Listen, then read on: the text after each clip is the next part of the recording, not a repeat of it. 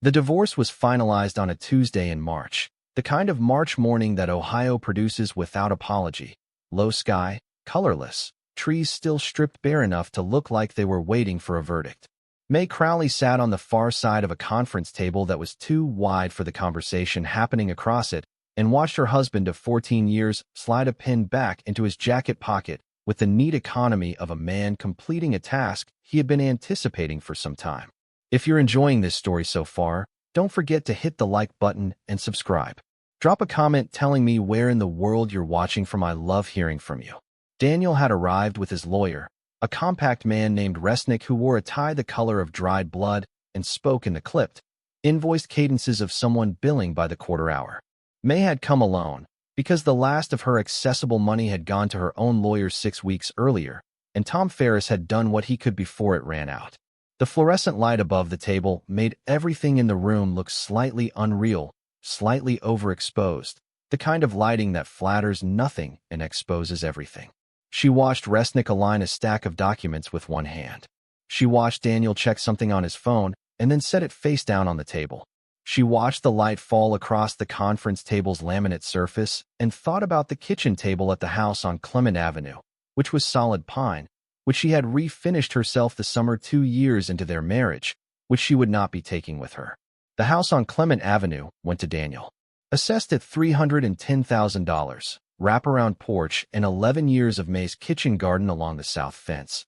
The raised bed she had built board by board the second spring and replanted every year since. The espaliered apple tree against the brick wall that was finally producing the way she'd wanted it to.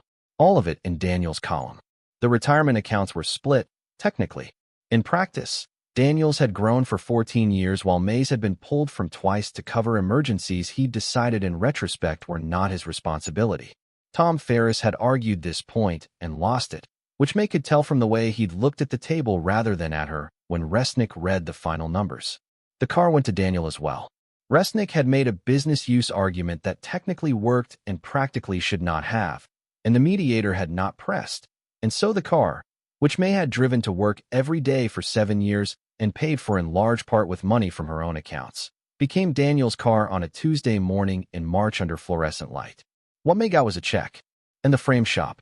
The frame shop on Caldwell Street, assessed at $42,000 including equipment and contents, and whatever Harold Forsythe had left behind when his heart gave out on a Thursday afternoon in October 2 years prior. Harold had been Daniel's uncle, his mother's younger brother, a man who had run the shop for 38 years and had been, by all reports, exceptional at what he did and almost entirely absent from family life beyond the annual holiday dinner where he sat at the corner of the table and ate and said little and left early. He had no children. He had no surviving spouse. He had left the shop to Daniel because Daniel was the one remaining family member with a claim on it. And Daniel had done nothing with it because the building on a block of closed storefronts was worth what it was worth and not a dollar more. When Resnick placed the property in Mae's column of the settlement, Daniel was reviewing something in the document stack. He did not look at her. She signed her name where Tom indicated. The pen was a cheap ballpoint. It left a thin, slightly scratchy line. Tom walked her out to the elevator afterward and said, in the measured way of a man who had delivered difficult assessments professionally for 20 years, that under the circumstances, given the funding situation, she had held more ground than most people would have. Mae thanked him. She meant it, actually, because Tom Ferris was a decent man who had done his best with what she had given him to work with. The elevator doors closed. She walked 3 blocks to the Farrell Motor Inn on Front Street, where she had been living for 11 days. The room cost $68 a night, which she had been tracking with the careful attention of someone who had started auditing every dollar as a survival practice. The room had a ceiling-mounted television angled too high, a continental breakfast in the lobby from 7 to 9 that she had attended twice and found depressing both times, and a view of the parking lot interrupted by a fast food sign whose plastic casing had gone the yellow of old paperbacks. One letter was out, so it read hamburger. It had read that way for at least the 11 days she'd been watching it. She sat on the edge of the bed in her coat and did not cry, which cost her something. Celia called from Columbus at 6 in the evening, which was exactly as long as she could have waited. Celia was Mae's older sister by 4 years. the one who had color-coded her planner since the 8th grade, who sent birthday cards with 3 weeks of lead time, who had never once been late to anything she hadn't deliberately scheduled lateness for. She was an emergency room nurse and had the particular quality of competent, loving people who work in crisis. She was good in bad situations precisely because she refused to pretend bad situations were anything else. "Tell me," she said, which was her way of saying she already knew and was waiting for the version with detail. Mae told her. The silence on the other end held several layers. He took the house. Yes. The accounts. Essentially. And the car. Resnick made a business use argument. Of course he did. Celia breathed out through her nose, a sound that meant she was holding back what she actually wanted to say and choosing the version that would be useful. The check. What does it cover? Mae told her. Another silence. Mae, after you pay for where you're staying and the inspections and whatever you need to get started, I know the math, Sal. Then you know you should sell the building. Even at that price, $42,000 gives you something real. First and last, and a security deposit on a place somewhere reasonable, 6 months of cushion while you find work, something to start over with. Mae looked at the parking lot sign. Hamburger. I'm keeping it. The quality of the silence changed. Celia had a specific relationship with her sister's decisions, formed over 44 years of watching Mae make them, and she could recognize the particular tone in Mae's voice that meant the decision was no longer open for consideration. It did not mean Mae was certain. It meant she had located something in herself that was more load-bearing than certainty. Why, Celia said. Not a question. A door left open. Mae had tried to articulate it in the motor inn, in the hours after the settlement, and before Celia's call. She had sat with the check in her hands and the frame shop's key on the nightstand beside it, and tried to name what she was moving toward. She could not name it cleanly. It was something she had felt the one time she'd driven past the shop with Daniel, 2 months before Harold died, just passing through the neighborhood on some errand she couldn't now reconstruct. She had looked at the sign above the door, Forsythe's fine framing, and felt something she had identified at the time as recognition and dismissed because she had nothing to recognize it from. I don't know yet, she told Celia honestly, but I'm not selling it. Not until I know what I have. Celia said nothing for 3 seconds, which was her version of a long pause. Then she said, "Call me if you need anything," which from Celia meant everything that the conversation hadn't contained. Mae hung up and looked at the key on the nightstand for a while. Then she went asleep. Harold Forsythe had opened the shop in 1983, in a building that had previously been a dry goods store, and before that, according to a faded date pressed into a stone above the door, a milliner's from 1921. The building on Caldwell Street was one of the older commercial blocks in Farrell Mills, a town that had once been sustained by a steel operation outside town that closed in 1986 and had been slowly working through the consequences ever since. The population had gone from 12,000 to just under 8. The storefronts on Caldwell had followed the slow logic of commercial collapse. One closing, then 2. Then the ones that remained thinning like a stand of trees, losing the neighbors that had sheltered them from wind. The hardware store beside the frame shop had closed in 2018. Before that, a clothing shop, a shoe repair, a lunch counter that had been there so long people forgot it had ever had a name. What remained was Shirley's tax office, the frame shop, and a laundromat at the far end of the block whose parking lot was the only consistently occupied space on the street. The town had learned to describe Caldwell Street the way people described an aging relative who was not improving, with accurate facts delivered gently and without speculation about the future. By the time Harold died, Forsythe's fine framing was the only operating business on the block. The town did not romanticize this, because small towns in decline have learned the hard way that romanticizing persistence is how you avoid dealing with it. But they knew Harold, the way towns knew quiet fixtures. He had been there. That was the substance of what most people could tell you about him. Harold Forsythe had been there, every weekday, the lights on in the morning and off at 8 or 9 at night, for 38 years, which was longer than most things in Farrell Mills had lasted, and which constituted a kind of local fact that people registered without particularly examining. He had been married. His wife Carol had died in 1997 of a cancer that had moved faster than anyone had prepared for, and Harold had gone back to work the following week, which the town had read at the time as stoicism, and which Mae, learning this later, thought might have been something else. He had no children. He drove a pickup truck that most people described, unprompted, as very old. He grew vegetables in the lot behind the shop that were apparently extraordinary, though few people had been invited to see them up close. He had not been unfriendly. He had simply been contained.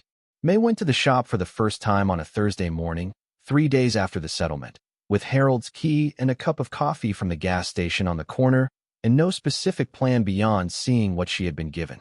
The lock turned stiffly, a lock that had learned the weight of a specific hand and was adjusting to a different one.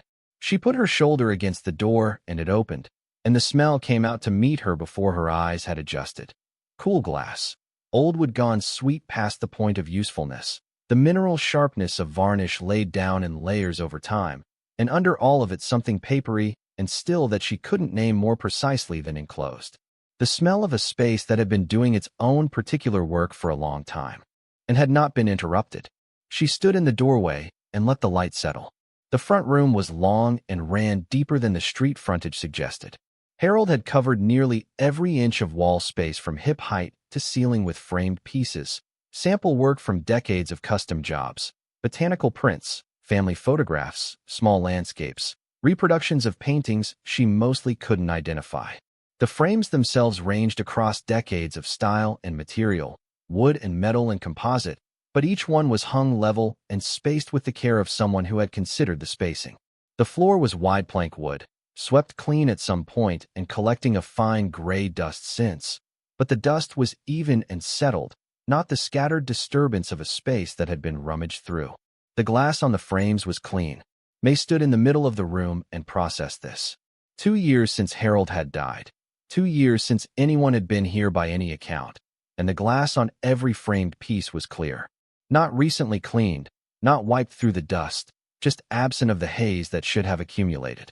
She walked to the nearest piece, a botanical print of an iris in a dark walnut frame, and looked at the glass surface at an angle.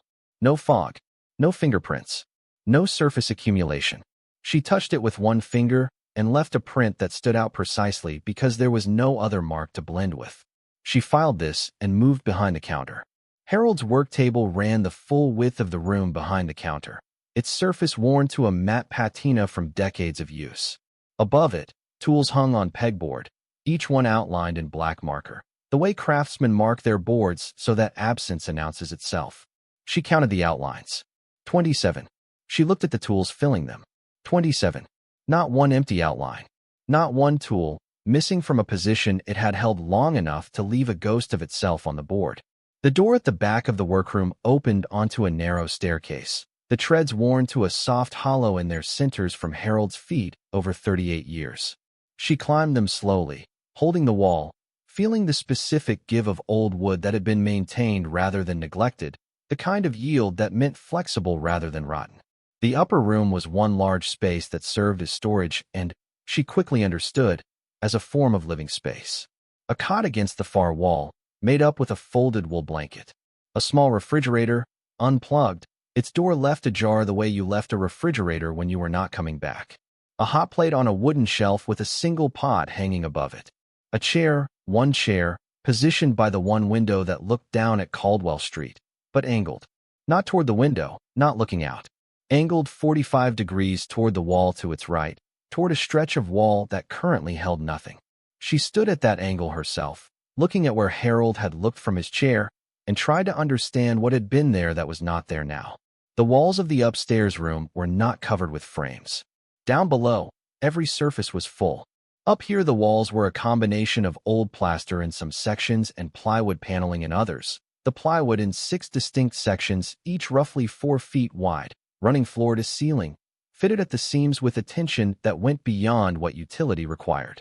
The screws were countersunk, heads sitting below the surface. The edges were flush to the adjacent plaster.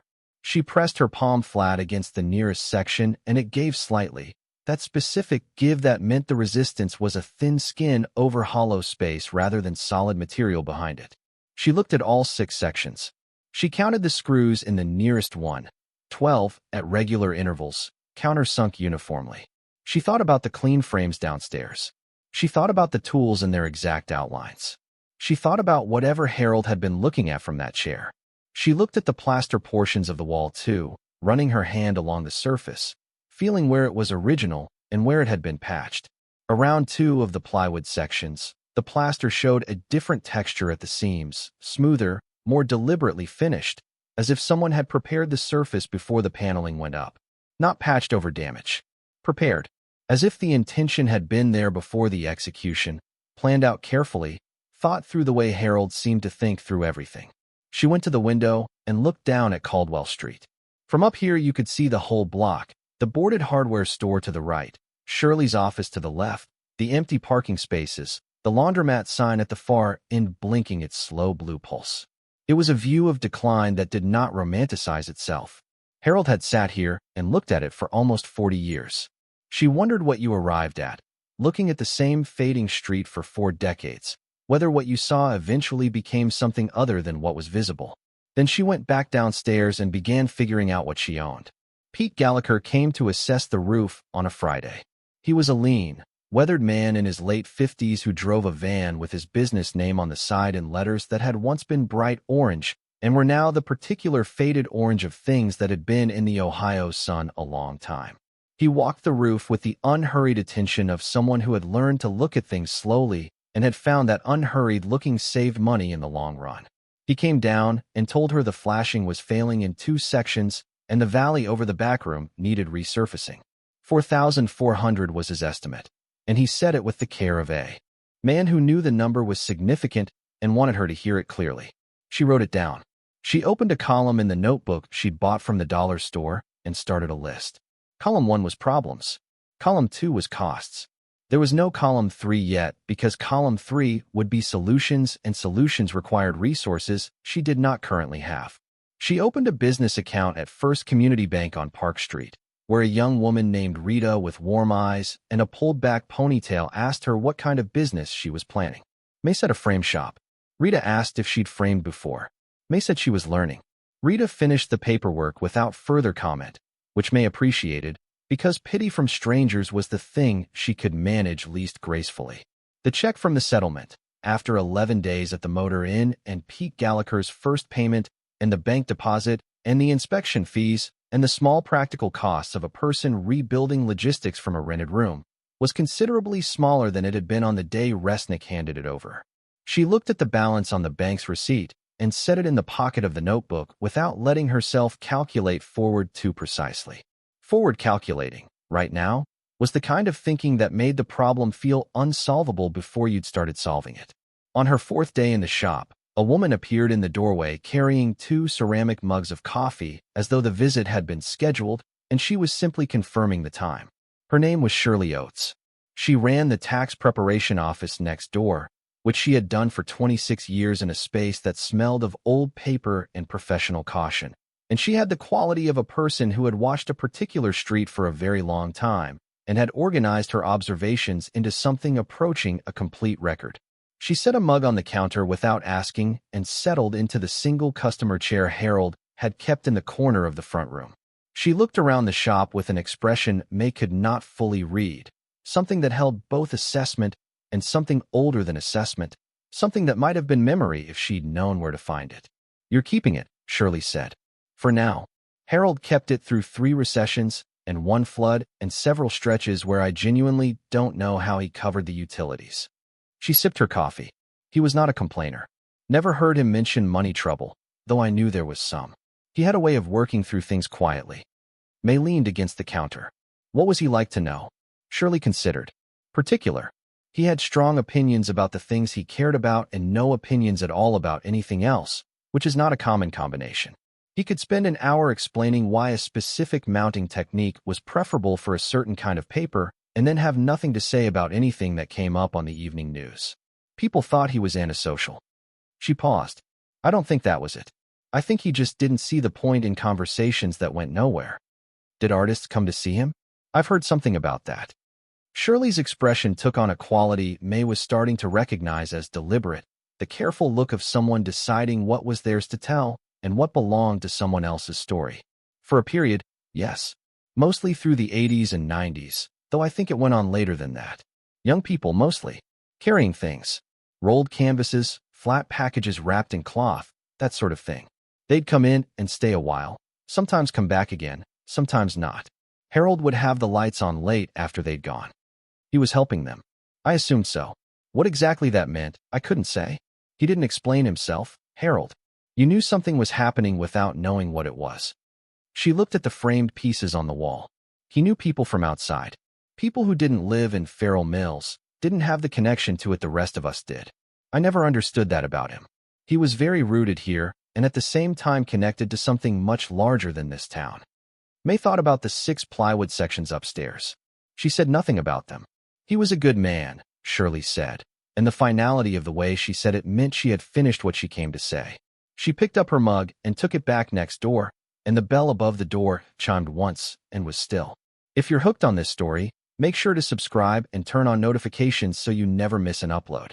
Your support means everything and helps me bring you more emotional stories like this one. Daniel's cousin Wayne Forsythe arrived on a Wednesday, the first genuinely warm day of April, driving a truck that gleamed with recent washing and parking with the precise confidence of someone who had learned to occupy space as a form of position. He was 43, or close to it, and had done well in real estate over the last 15 years in the way that some men did well in real estate. Through timing that looked like intelligence and a social ease that moved deals forward before anyone had done the slower math. He came through the door without knocking. Mae noted this and said nothing about it.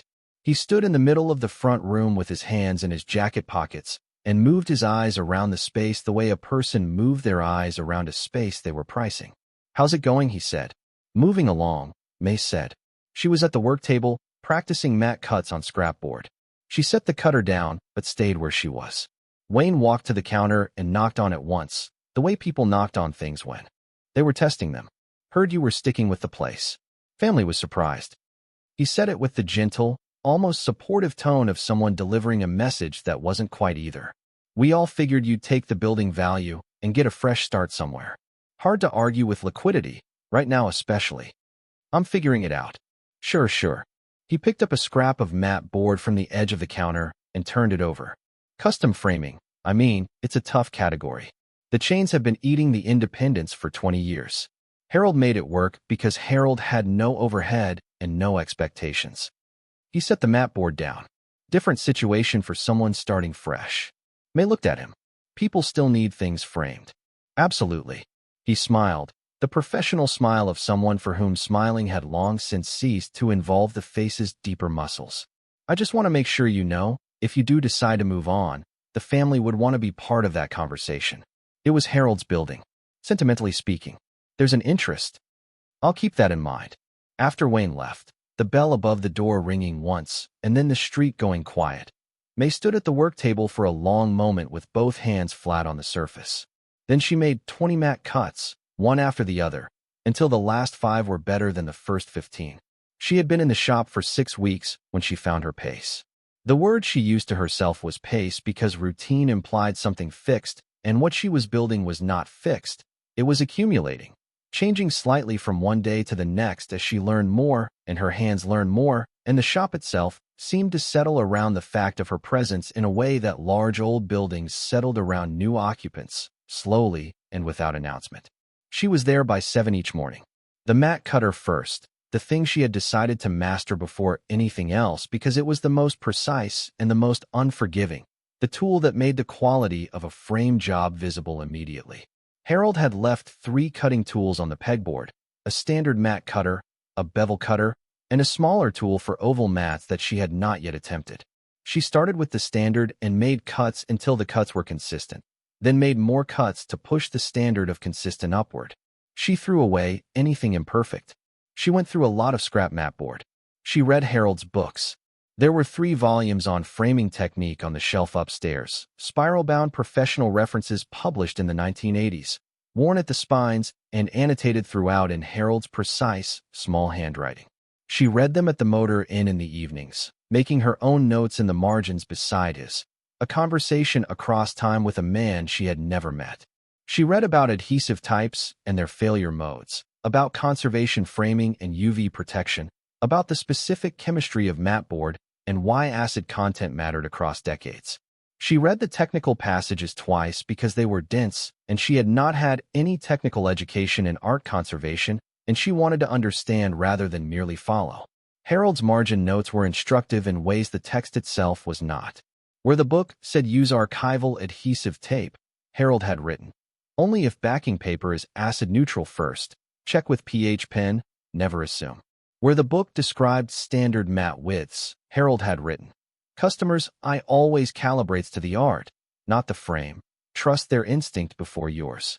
Where the book described mounting techniques for oil on canvas, Harold had written a single word, patience, underlined twice. She began to understand that Harold had been building a practice not just of making but of thinking, and that the thinking was inseparable from the making in his system. The tools on the pegboard were not stored so that Harold could find them. They were stored so that Harold could not work without noticing if something was out of place. The clean glass on the frames was not maintenance. It was paying attention. Everything Harold had done in this shop was the physical expression of a very specific kind of care, and learning his trade meant learning that care as much as it meant learning any technique. Shirley came over in the mornings, carrying 2 mugs, and sat in the corner chair while Mae worked. They talked sometimes and were quiet other times, and both arrangements were comfortable, which was a thing Mae had not expected from a practical stranger, but accepted with something like relief. She had spent 14 years in a marriage that had many qualities and had not, particularly in the later years, had that one. She stayed late. She did not plan to stay late. It happened with the naturalness of something that was solving a problem she had not consciously identified. The shop in the evenings had a quality she had been missing without knowing she was missing it. She was not sure how to name the quality except that it was the feeling of being in a place where what you were doing was the only thing that needed to be done. The motor-in room was empty in the way of temporary places. The shop was quiet in a completely different way, the way of a space that had held purposeful life for a long time and still held something of its shape. She did not have customers yet. She did not have a license yet, or a current inspection, or a business listing in any directory. She was simply learning in a building she owned, using a trade she had not known 3 weeks earlier, with tools that belonged to a man she was beginning to understand through the objects he had left behind. At night, driving back to the motor-inn, she passed the house on Clement Avenue twice in the first week before she stopped driving that way. Not deliberately, the route was natural, a 14-year habit of direction. She pulled past it once at dusk, and saw a light on in the kitchen and the curtains she had hung the second year still in the window, and she drove the rest of the way to the motor-inn without stopping or looking back. She did not drive that way again.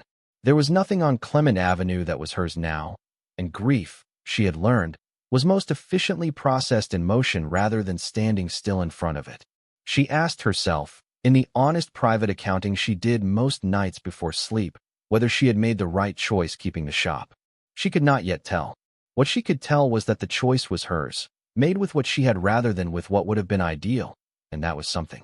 It was a long time since a choice had been entirely hers.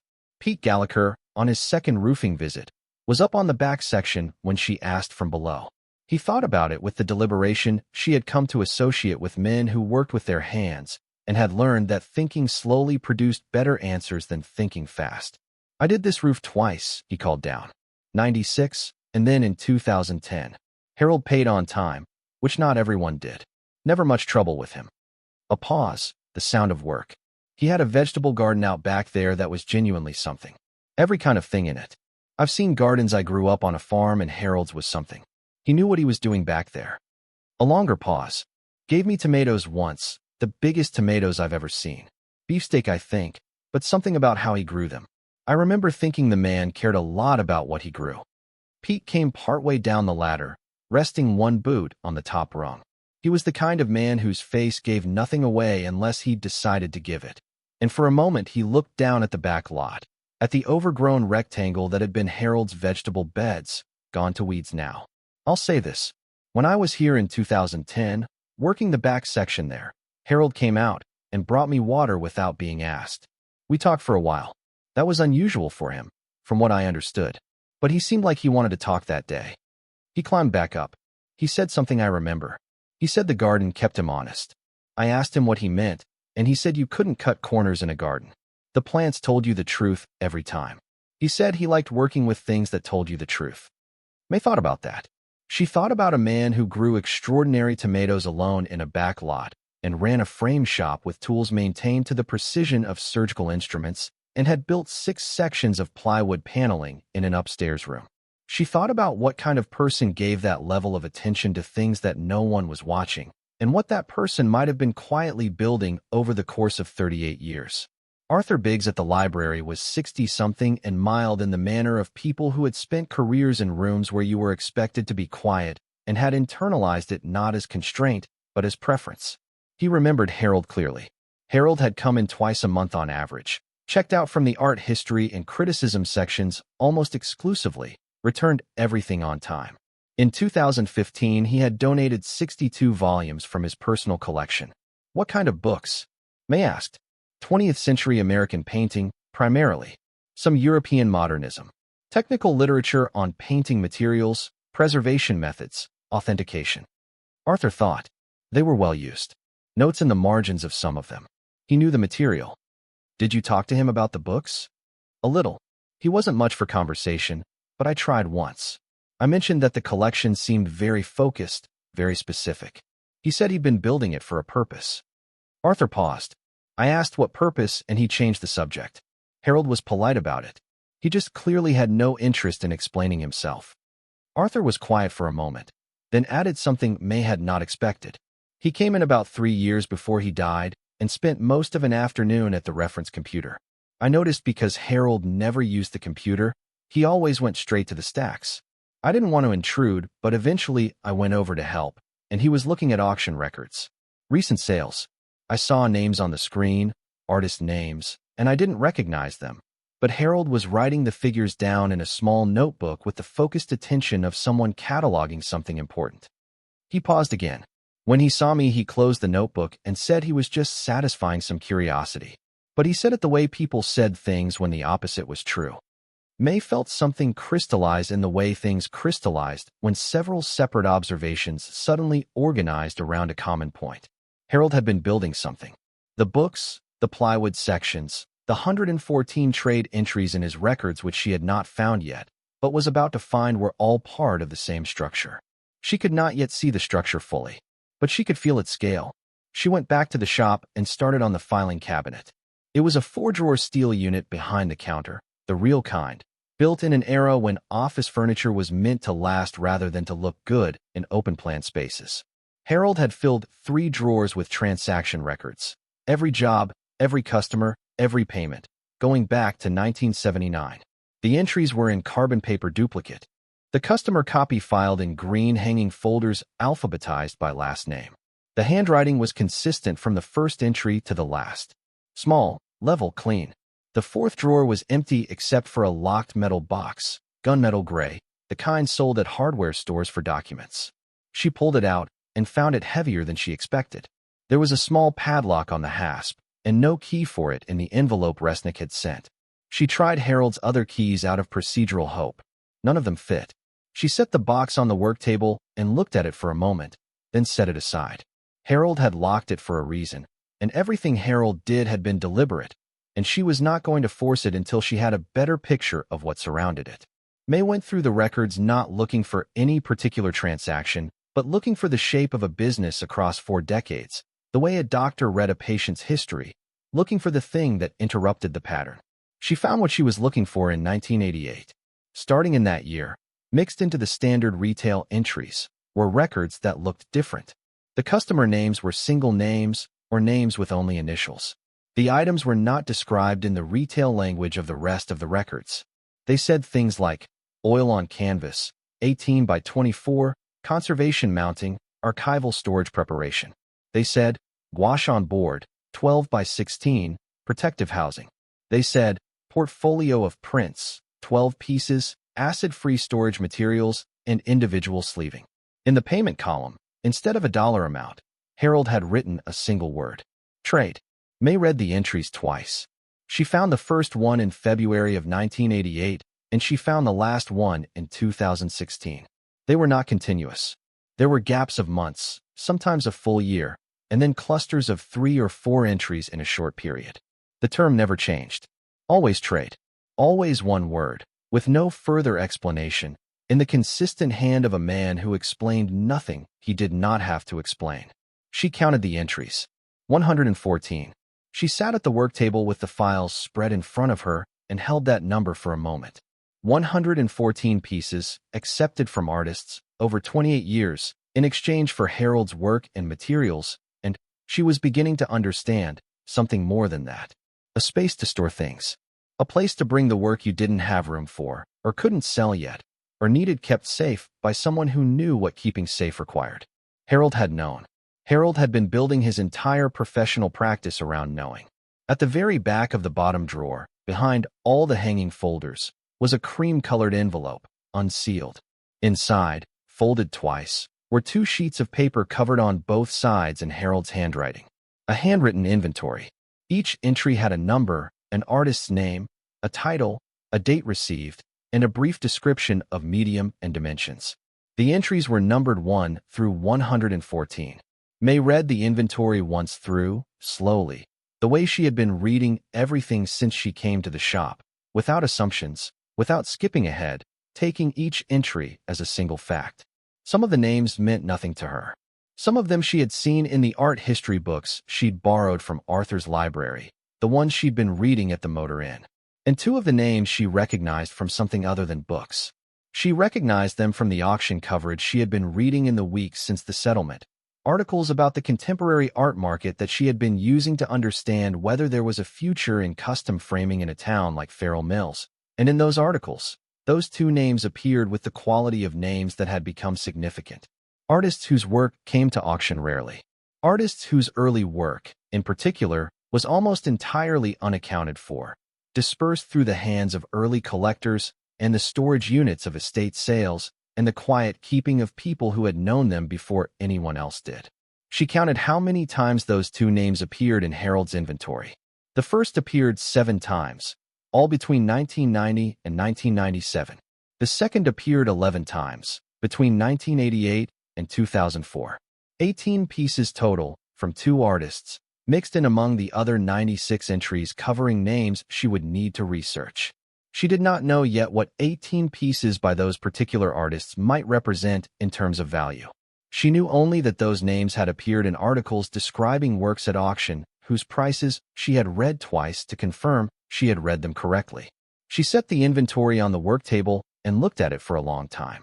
Outside, Caldwell Street was its usual quiet self. Shirley's light was on next door. A car passed slowly, its base turned up and faded. The chair Harold had kept upstairs, angled at 45 degrees toward the wall rather than toward the window, had been positioned to look at something. Not outside. At something inside on the wall. The wall with the plywood sections. She understood now, in the way that understanding sometimes arrived, not with drama but with a quiet internal shift, like a door that had been stuck releasing at last under a steady hand. She went upstairs. The screwdriver was on the windowsill where she'd placed it 2 days earlier, when she first decided that she was going to open at least one of the sections, and had then spent 2 days approaching that decision carefully. Not because she was afraid of what was there, because she had learned, in the weeks since she had come to this building, that Harold had done everything with intention, and whatever was behind those panels deserved to be met with the customer copy filed in green hanging folders alphabetized by last name. The handwriting was consistent from the first entry to the last. Small, level, clean. The 4th drawer was empty except for a locked metal box, gunmetal gray, the kind sold at hardware stores for documents. She pulled it out and found it heavier than she expected. There was a small padlock on the hasp, and no key for it in the envelope Resnick had sent. She tried Harold's other keys out of procedural hope. None of them fit. She set the box on the work table and looked at it for a moment, then set it aside. Harold had locked it for a reason, and everything Harold did had been deliberate, and she was not going to force it until she had a better picture of what surrounded it. Mae went through the records not looking for any particular transaction, but looking for the shape of a business across 4 decades, the way a doctor read a patient's history, looking for the thing that interrupted the pattern. She found what she was looking for in 1988. Starting in that year, mixed into the standard retail entries, were records that looked different. The customer names were single names or names with only initials. The items were not described in the retail language of the rest of the records. They said things like oil on canvas, 18 by 24, conservation mounting, archival storage preparation. They said, gouache on board, 12 by 16, protective housing. They said, portfolio of prints, 12 pieces, acid-free storage materials, and individual sleeving. In the payment column, instead of a dollar amount, Harold had written a single word. Trade. Mae read the entries twice. She found the first one in February of 1988, and she found the last one in 2016. They were not continuous. There were gaps of months, sometimes a full year, and then clusters of 3 or 4 entries in a short period. The term never changed. Always trade. Always one word, with no further explanation, in the consistent hand of a man who explained nothing he did not have to explain. She counted the entries. 114. She sat at the work table with the files spread in front of her and held that number for a moment. 114 pieces, accepted from artists, over 28 years, in exchange for Harold's work and materials, and she was beginning to understand something more than that. A space to store things. A place to bring the work you didn't have room for, or couldn't sell yet, or needed kept safe by someone who knew what keeping safe required. Harold had known. Harold had been building his entire professional practice around knowing. At the very back of the bottom drawer, behind all the hanging folders, was a cream-colored envelope, unsealed. Inside, folded twice, were 2 sheets of paper covered on both sides in Harold's handwriting. A handwritten inventory. Each entry had a number, an artist's name, a title, a date received, and a brief description of medium and dimensions. The entries were numbered 1 through 114. Mae read the inventory once through, slowly, the way she had been reading everything since she came to the shop, without assumptions, without skipping ahead, taking each entry as a single fact. Some of the names meant nothing to her. Some of them she had seen in the art history books she'd borrowed from Arthur's library, the ones she'd been reading at the Motor Inn. And 2 of the names she recognized from something other than books. She recognized them from the auction coverage she had been reading in the weeks since the settlement, articles about the contemporary art market that she had been using to understand whether there was a future in custom framing in a town like Farrell Mills. And in those articles, those 2 names appeared with the quality of names that had become significant. Artists whose work came to auction rarely. Artists whose early work, in particular, was almost entirely unaccounted for, dispersed through the hands of early collectors and the storage units of estate sales and the quiet keeping of people who had known them before anyone else did. She counted how many times those 2 names appeared in Harold's inventory. The first appeared 7 times, all between 1990 and 1997. The second appeared 11 times, between 1988 and 2004. 18 pieces total, from 2 artists, mixed in among the other 96 entries covering names she would need to research. She did not know yet what 18 pieces by those particular artists might represent in terms of value. She knew only that those names had appeared in articles describing works at auction whose prices she had read twice to confirm she had read them correctly. She set the inventory on the work table and looked at it for a long time. Outside, Caldwell Street was its usual quiet self. Shirley's light was on next door. A car passed slowly, its base turned up and faded. The chair Harold had kept upstairs, angled at 45 degrees toward the wall rather than toward the window, had been positioned to look at something. Not outside. At something inside on the wall. The wall with the plywood sections. She understood now, in the way that understanding sometimes arrived, not with drama but with a quiet internal shift, like a door that had been stuck releasing at last under a steady hand. She went upstairs. The screwdriver was on the windowsill where she'd placed it 2 days earlier, when she first decided that she was going to open at least one of the sections, and had then spent 2 days approaching that decision carefully. Not because she was afraid of what was there, because she had learned, in the weeks since she had come to this building, that Harold had done everything with intention, and whatever was behind those panels deserved to be met with the paid. The 4th panel held 22 paintings, among them several pieces whose labels described works on paper rather than canvas, prints and drawings, each sleeved separately within the larger foam structure Harold had built for them. The 5th panel had the largest individual pieces, paintings whose dimensions Harold had written on the labels in his meticulous hand, works that were 24 by 36 and 30 by 40 inches, stored upright with extra foam at the bottom edges, and a single strip of cotton banding looped loosely around each piece to prevent drift. He had thought about the weight distribution. He had thought about contact and vibration and the specific risks of long-term vertical storage. He had read the books and applied what they said and improved on it where his own experience suggested improvement. The sixth panel was the last. 8 paintings, the smallest grouping, and the most recently received based on the dates on the labels. Harold had dated the last entry 2016, and the preservation materials on this final section were the freshest, slightly less aged than the ones in the first section, the cloth tape still holding its original color rather than the brown it had taken on in the earlier sections. He had been adding to this collection almost until the year his heart gave out.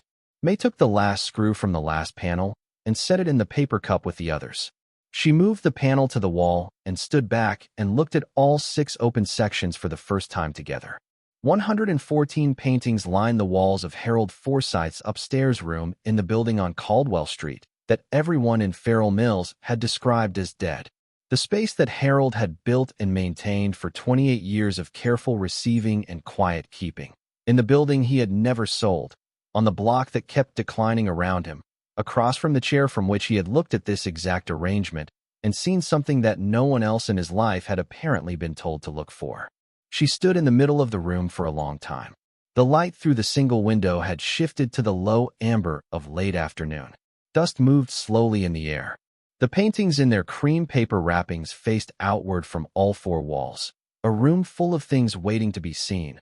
A room that had been waiting considerably longer than Mae had owned it. She thought about Daniel's expression in the conference room, the way he had signed the settlement documents with the quiet efficiency of someone completing a task. She thought about Resnick placing the frame shop in her column with the phrase the Caldwell Street property, making it sound like a piece of geography rather than a decision. She thought about Wayne's knock on the counter and his word liquidity used like a hand resting on her shoulder, turning her away from something he had not seen himself. She thought about Harold, who had never told any of them, who had built this room and filled it and sealed it and sat in a chair angled toward it, and said nothing for 28 years to the family members who came to the holiday table and ate, and described him as quiet and drove away. She went downstairs, got her notebook from the counter, and climbed back up. She worked through the inventory she had found in the filing cabinet envelope, cross-referencing each entry against the labels she had read on the walls. Harold had numbered the paintings sequentially, and she found the numbers on the labels, small and placed in the lower right corner of each one, confirming that the inventory and the stored work matched. She went through all 114 and found that they matched exactly. Not one piece missing from the inventory. Not one inventory entry without a corresponding painting on the wall. This was Harold being Harold. This was the same man as the pegboard, the same man as the clean glass, the same man as the 12 screws at uniform intervals. He had built a system, and the system was complete, and it had been complete when he left it. The names she needed to research were on a separate list she made by hand, copying from the labels. 2 names she already recognized from the auction coverage. 11 more that rang a partial note. Names she had encountered in the art history books without registering as significant. The remaining artists she did not know at all, which told her only that her knowledge was limited, not that the work was without value. Harold had kept everything with the same care. He had not reserved his precision for the pieces he considered most important. Every painting in the room had received identical attention. That was either the practice of a man who did not know which pieces would matter, or the practice of a man who had decided they all did. She thought it was probably both. The locked metal box was still on the work table when she came back downstairs at dusk, the padlock sitting on its hasp with the self-satisfied solidity of a thing that had kept its secret a long time and was not in a hurry to stop. She had tried all of Harold's keys already. She tried them again in case she had missed something. She had not missed anything. She stood in the failing light of the shop and thought about where Harold would have kept a key to something he considered important. Not on the same ring as the shop key, because if the shop key was lost, he would not want the box accessible to whoever found it. Separate, hidden, but findable by the right person at the right time. Because Harold had left an inventory. Harold had left a last ledger entry that said, "Let whoever comes next decide what to do with patience." Harold had been preparing for someone to find the paintings. He had left everything a person would need except one thing, and that one thing was the key to the box, and the box likely contained whatever else they needed. She thought about the room upstairs, the chair at 45 degrees. Harold looking at the wall where the paintings were stored, looking at them from that specific angle for reasons she had not fully understood until now. She went upstairs and sat in the chair in Harold's position and looked at the wall, the first section of plywood back against it now, and tried to see what Harold had seen from here. The angle was not toward the center of the wall. It was toward the corner to the right of the window, where the plaster met the baseboard. She got up and went to the corner and looked at it closely for the first time. The baseboard was old painted wood, the paint built up in layers over many decades, but at the very end of the board nearest the corner, the paint was slightly different, slightly more recent, applied over something rather than directly onto the wood. She took her thumbnail to the edge of it, pressed in, and the short section of baseboard moved. It was hinged, a small section perhaps 4 inches long, fitted so precisely into the surrounding molding that you would never see the seam unless you were looking for it, or unless you were sitting in a chair positioned at exactly the right angle to catch the slight difference in the shadow it cast. Behind it, fitted into a small recess in the baseboard itself, was a key. She sat on the floor next to the corner with the key in her hand and looked at it for a moment. Then she went downstairs and opened the box. Inside, a folder of letters, 30 or 40 of them, handwritten on various papers over various decades, each one with a date and a name at the bottom. Letters from artists. She read the top one, dated 1991, from a name that appeared 11 times in Harold's inventory. It was 2 pages, written with the careful gratitude of someone who had been thinking for a long time about what to say. The letter said Harold had held 7 of her paintings in storage for 4 years, through the period when she had nowhere to put them and no money to rent space, and no gallery willing to take early work on consignment. It said he had charged her nothing. It said she had brought him 2 more pieces in return for the framing he had done on her first major gallery submission, and he had accepted them and said that was more than fair. The letter said she hoped the work was still there. It said that by the time he read it, if things had gone the way she hoped they might go, the value of what he was keeping for her would have changed considerably, and she wanted him to know that she considered the pieces a gift, not a loan, and that whatever he chose to do with them was his right entirely. The letter was signed with a name Mae recognized from 6 auction results she had found online the week before. A name attached to a sale at Christie's New York in 2019 that had closed at $840,000 for a single canvas from the early 1990s. Mae read the letter twice. She set it carefully back in the folder and looked at the box. There were more letters beneath it. She could see the edges of other documents, photocopied receipts, handwritten notes, what looked like a folded newspaper clipping. Harold had kept records here the way he kept records everywhere, with the completeness of someone who understood that what you left behind was a form of communication with the future. She closed the box and sat at the work table in the quiet shop for a long time. Celia's call came that night at 8:30. The regular check-in her sister had been making every 2 or 3 days since the settlement. Mae was back at the motor inn, the box on the bed beside her, the inventory list and her own notes spread across the coverlet. "How's the shop?" Celia said. Mae told her. The silence on the other end was of a different kind than any previous silence. It lasted longer. When Celia spoke, her voice had the particular quality it got when she was managing information that her system was not yet ready to fully process. "You're saying 114 paintings. Behind the walls?" "Yes. Hidden in the walls. In a purpose-built storage system behind plywood panels. That Harold built. Over the course of about 28 years. Another silence. And 2 of the artists, I've found auction records for both of them.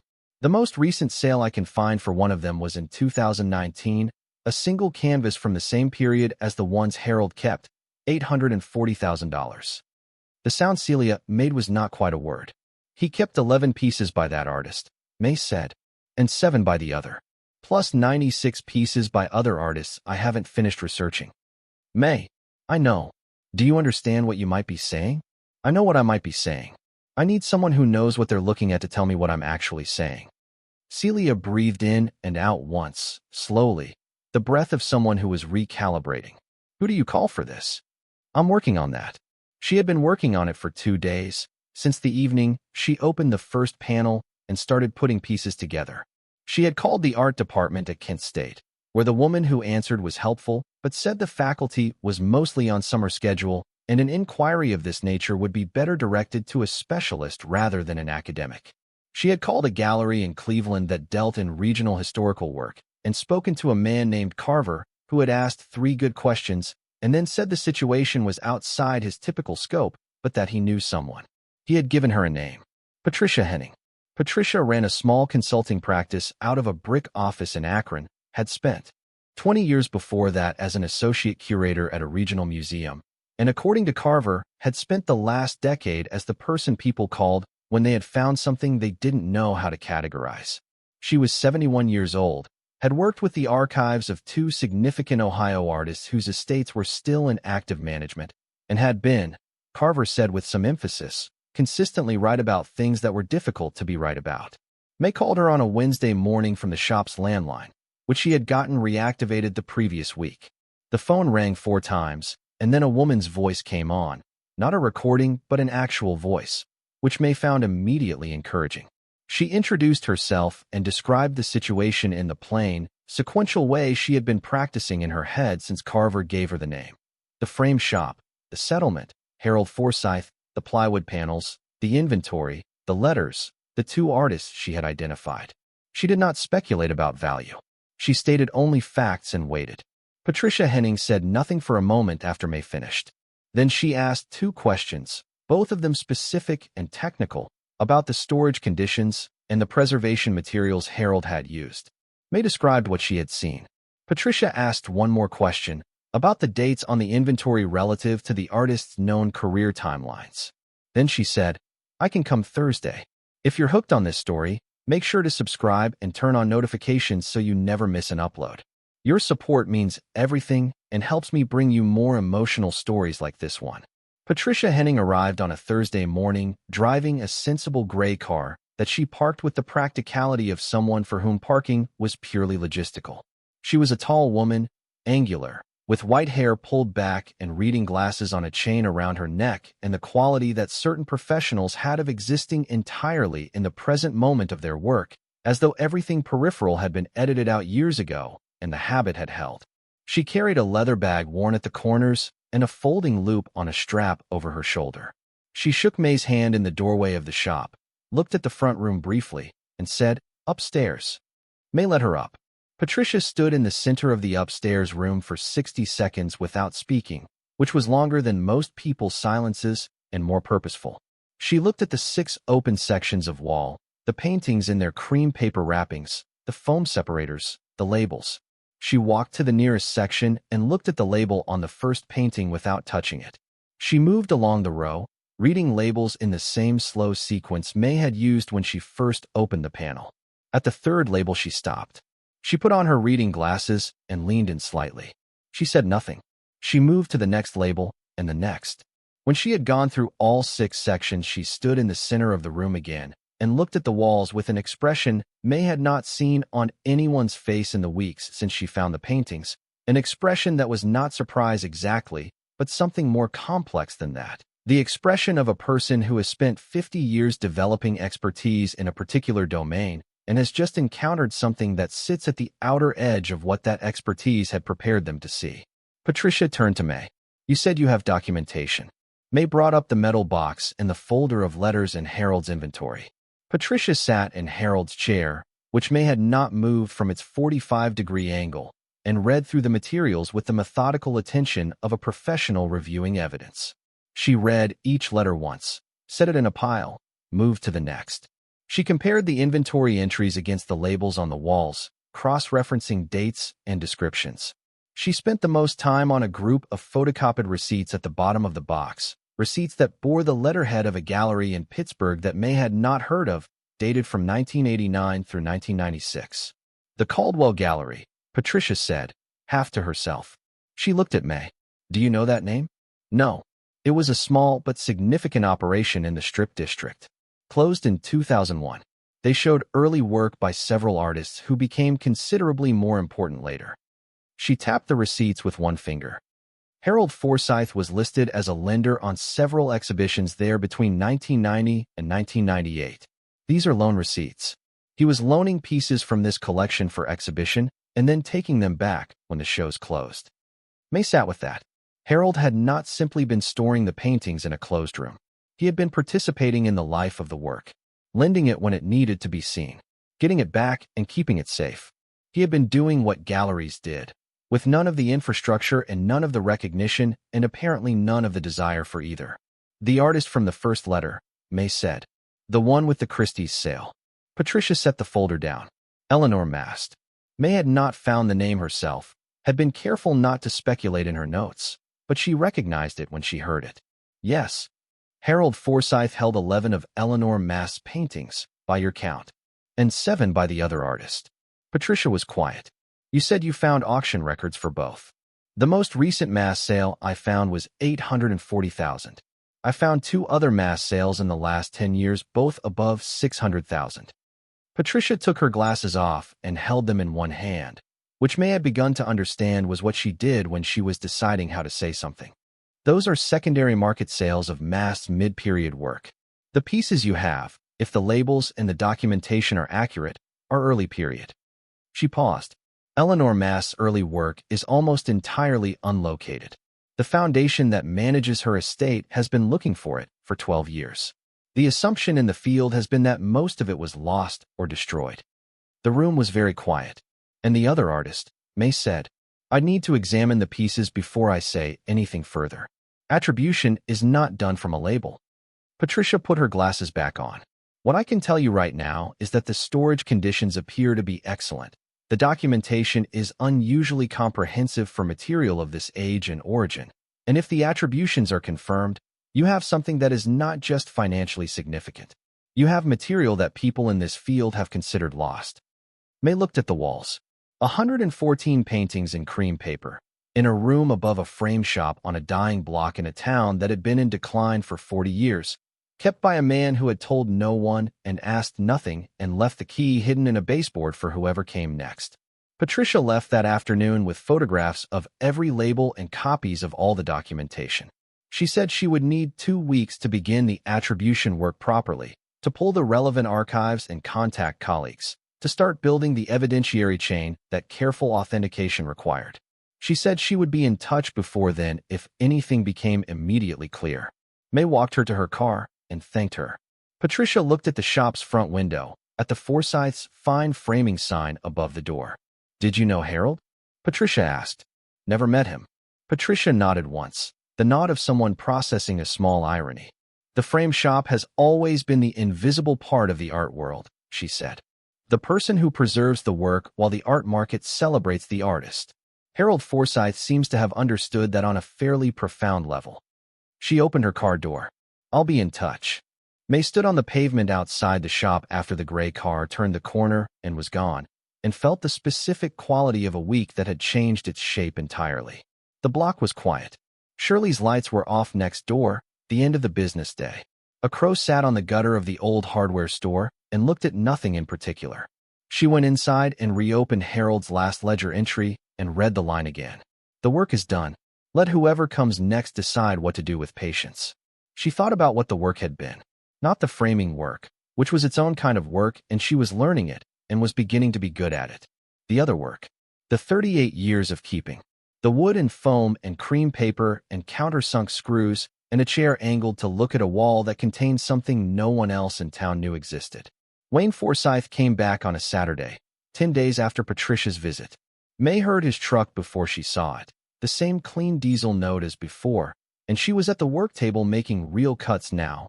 Real work, because she had acquired her first actual customer the previous week, a woman named Gloria Tanner who had brought in a framed photograph that needed a new mat and had stayed for 20 minutes talking about Harold and about the photograph subject, her own mother, and had left with an order and a deposit.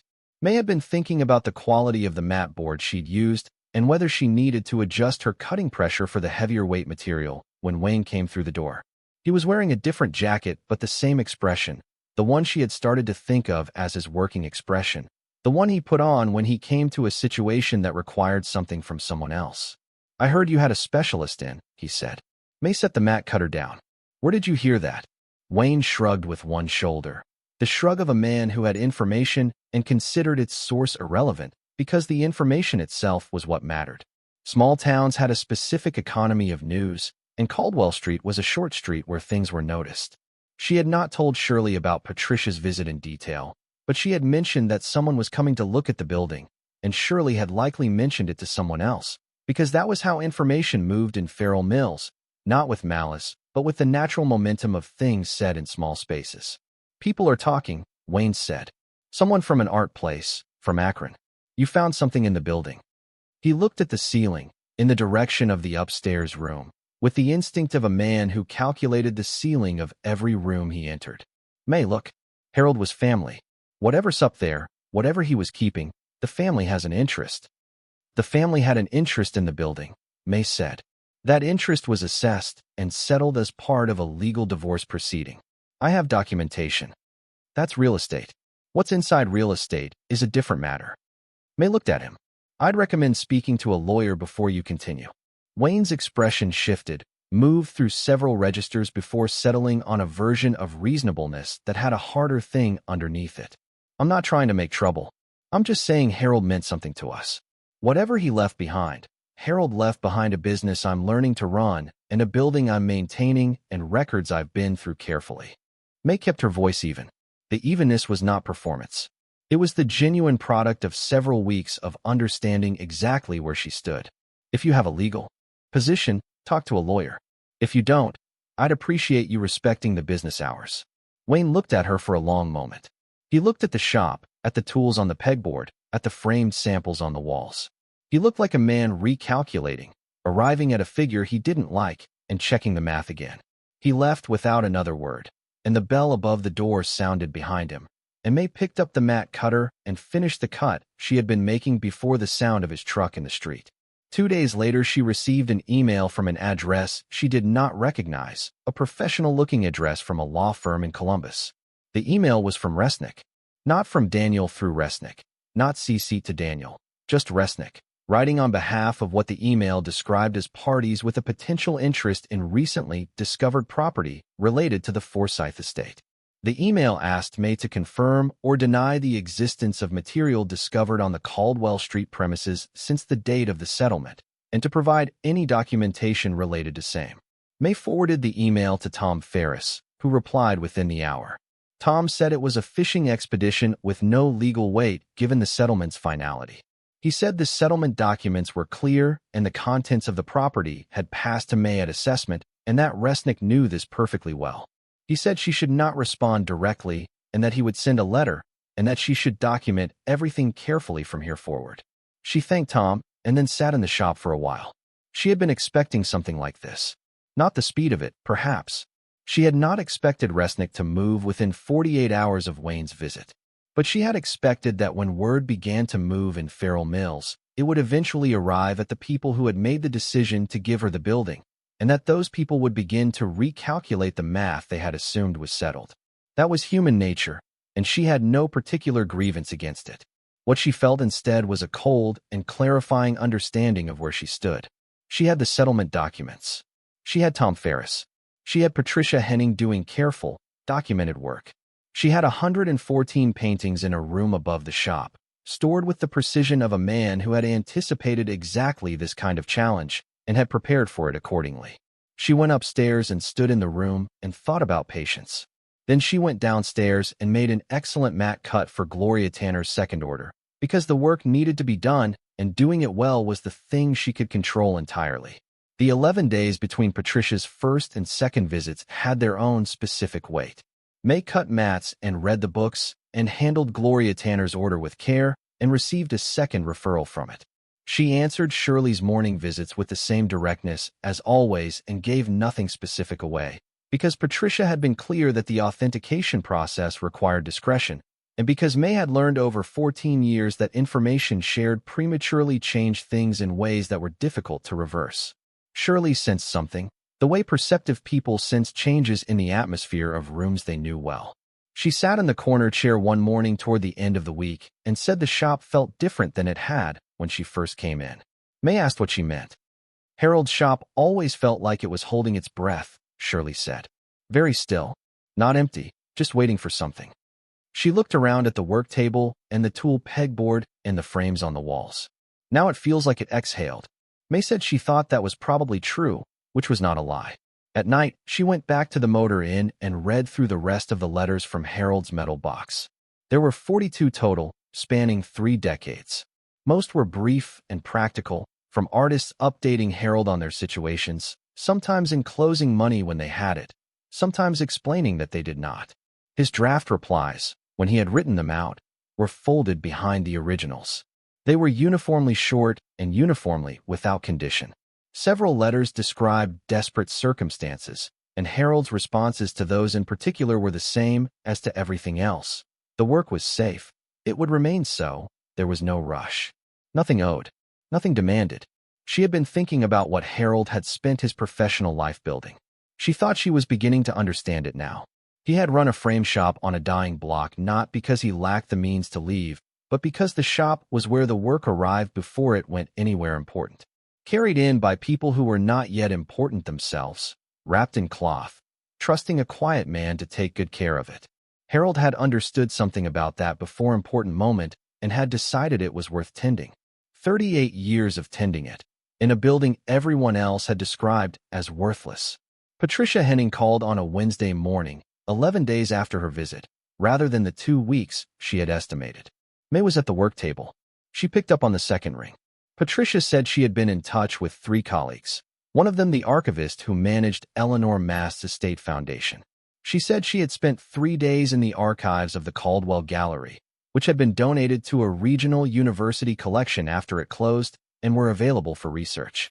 She said she had found documentation of Harold Forsythe's lending relationship with the gallery going back to 1990 and covering 17 works by Eleanor Mast.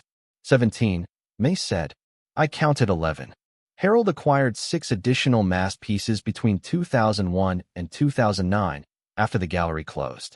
They don't appear in the gallery archive, but I found references to them in correspondence between Mast's studio manager at the time and 2 collectors who were tracking early work. Harold Forsythe is mentioned by name as holding pieces. Patricia paused. I'd like to come back and examine the paintings directly. I want to see the physical work before I say anything definitive. When? As soon as you'll allow it. They agreed on Friday. Mae hung up the phone and stood at the work table with her hands flat on the surface, feeling the worn smooth what Harold had worn smooth over 38 years. The archivist from Eleanor Mast's estate foundation had apparently called Patricia back within 4 hours of their first conversation. Mae heard this from Patricia on Friday, when she arrived with a colleague, a younger man named Desmond, who carried equipment for photographic documentation and spoke with the careful precision of someone doing work that required precision. Desmond had trained in conservation at a program in New York and had the gentle, methodical quality that good conservators had, the quality of people who understood that most damage to fragile things was done by people who were trying to help. They worked through the afternoon. Patricia and Desmond unwrapped each painting carefully, working section by section, Patricia examining each piece with the loupe while Desmond photographed both the work and the storage conditions before, during, and after examination. They replaced each piece in its wrapping after examination, resealing the tape where it had been disturbed. They worked slowly and spoke in low practical sentences about what they were seeing. Mae stayed out of the way mostly, bringing up water and then going down to work in the shop, coming up when Patricia called her. Patricia called her 3 times. Once to show her something in the paint handling of a Mast piece, a characteristic technique that Patricia said was documented in 2 other confirmed early Masts and was significant for attribution. Once to show her the back of a canvas, where Harold had made a small notation in his pencil hand, confirming the date he had received the piece and the name of the artist who had brought it.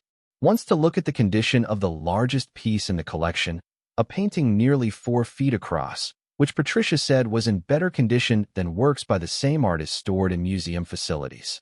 Between Patricia's calls, Mae worked at the bench on a new order, a commission from a woman who ran a photography studio 2 streets over and had heard, through Shirley, that the frame shop was reopening. She was the 3rd customer Mae had acquired, and her order was the largest yet. Mae cut the mat carefully, thinking about what Patricia was seeing upstairs, thinking about Harold's hands on this same surface. She thought about the first entry in Harold's trade records, February 1988, and about whoever had walked through that door 35 years ago carrying something wrapped in cloth, trusting a quiet man they may have known only by reputation to take good care of it. She thought about what that trust had built.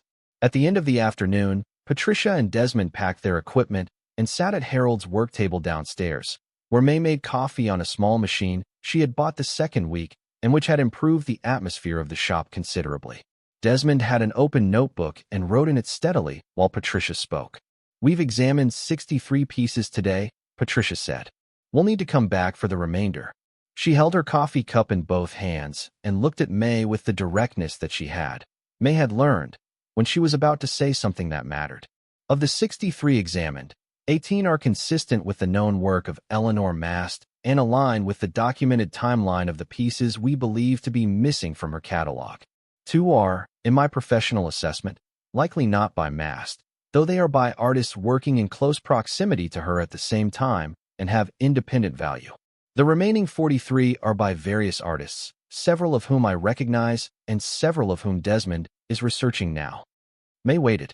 Of the 18 Mast-consistent pieces, Patricia continued, are, in my current assessment, exceptional. I want to be careful with this word. In the context of Eleanor Mast's known work, exceptional means something specific.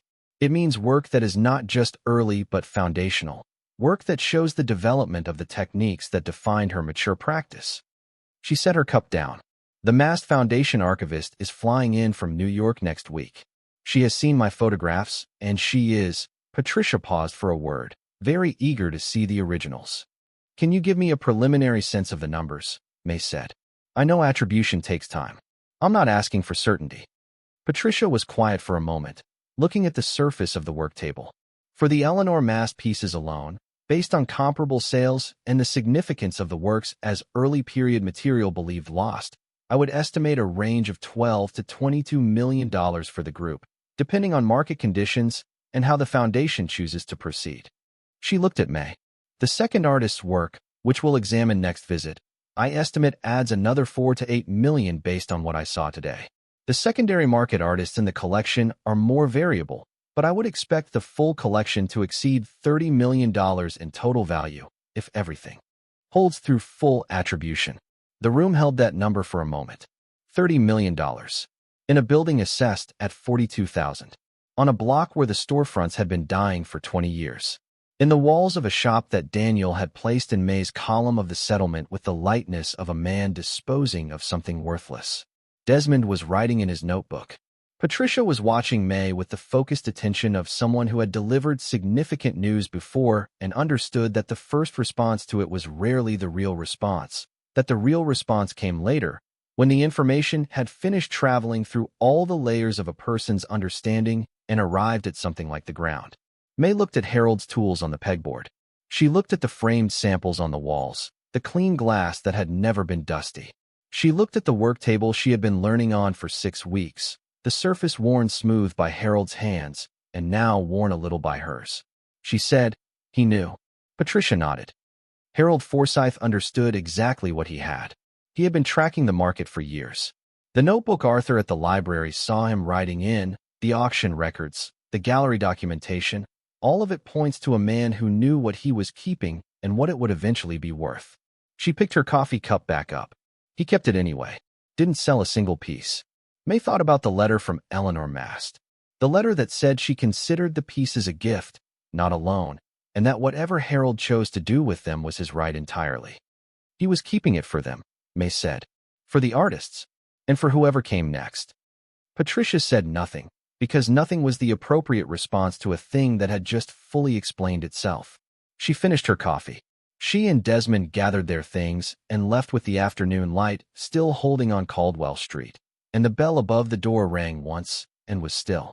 Mae sat alone in the shop with the numbers in the air and Harold's work table under her hands and the sound of a quiet street outside the window, a street that was dying and didn't know it was sitting next to something extraordinary, had been sitting next to it for 28 years, had driven past it and walked past it, and described it as dead without ever looking at what was behind the walls.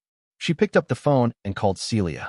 Her sister answered on the first ring, which meant she had been waiting by it. Patricia Henning came back today, Mae said. Celia waited. Preliminary estimate. 30 million. Possibly more when full attribution is done.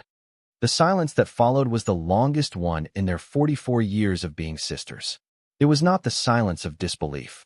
It was the silence of a person who had spent 11 days quietly carrying the weight of what her sister had told her, who had been performing her regular life around an enormous private knowledge, who had been waiting with the patience of someone who had learned long ago that Mae's instincts were the ones most likely to prove themselves out. When Celia finally spoke, her voice was not the organized, practical voice she used for problems to be solved. It was the other voice, the older one. "Mae," she said. "The frame shop. The frame shop. That Daniel gave you because it was worthless. That's the one." Another silence. Shorter, but full. Mae could hear the specific quality of it.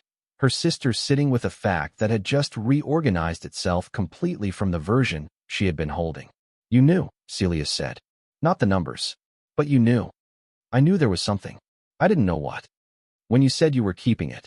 "Yes." Celia breathed out slowly. "I told you to sell it. I told you to take the money and start fresh. You were being reasonable. I was being practical, and I was wrong."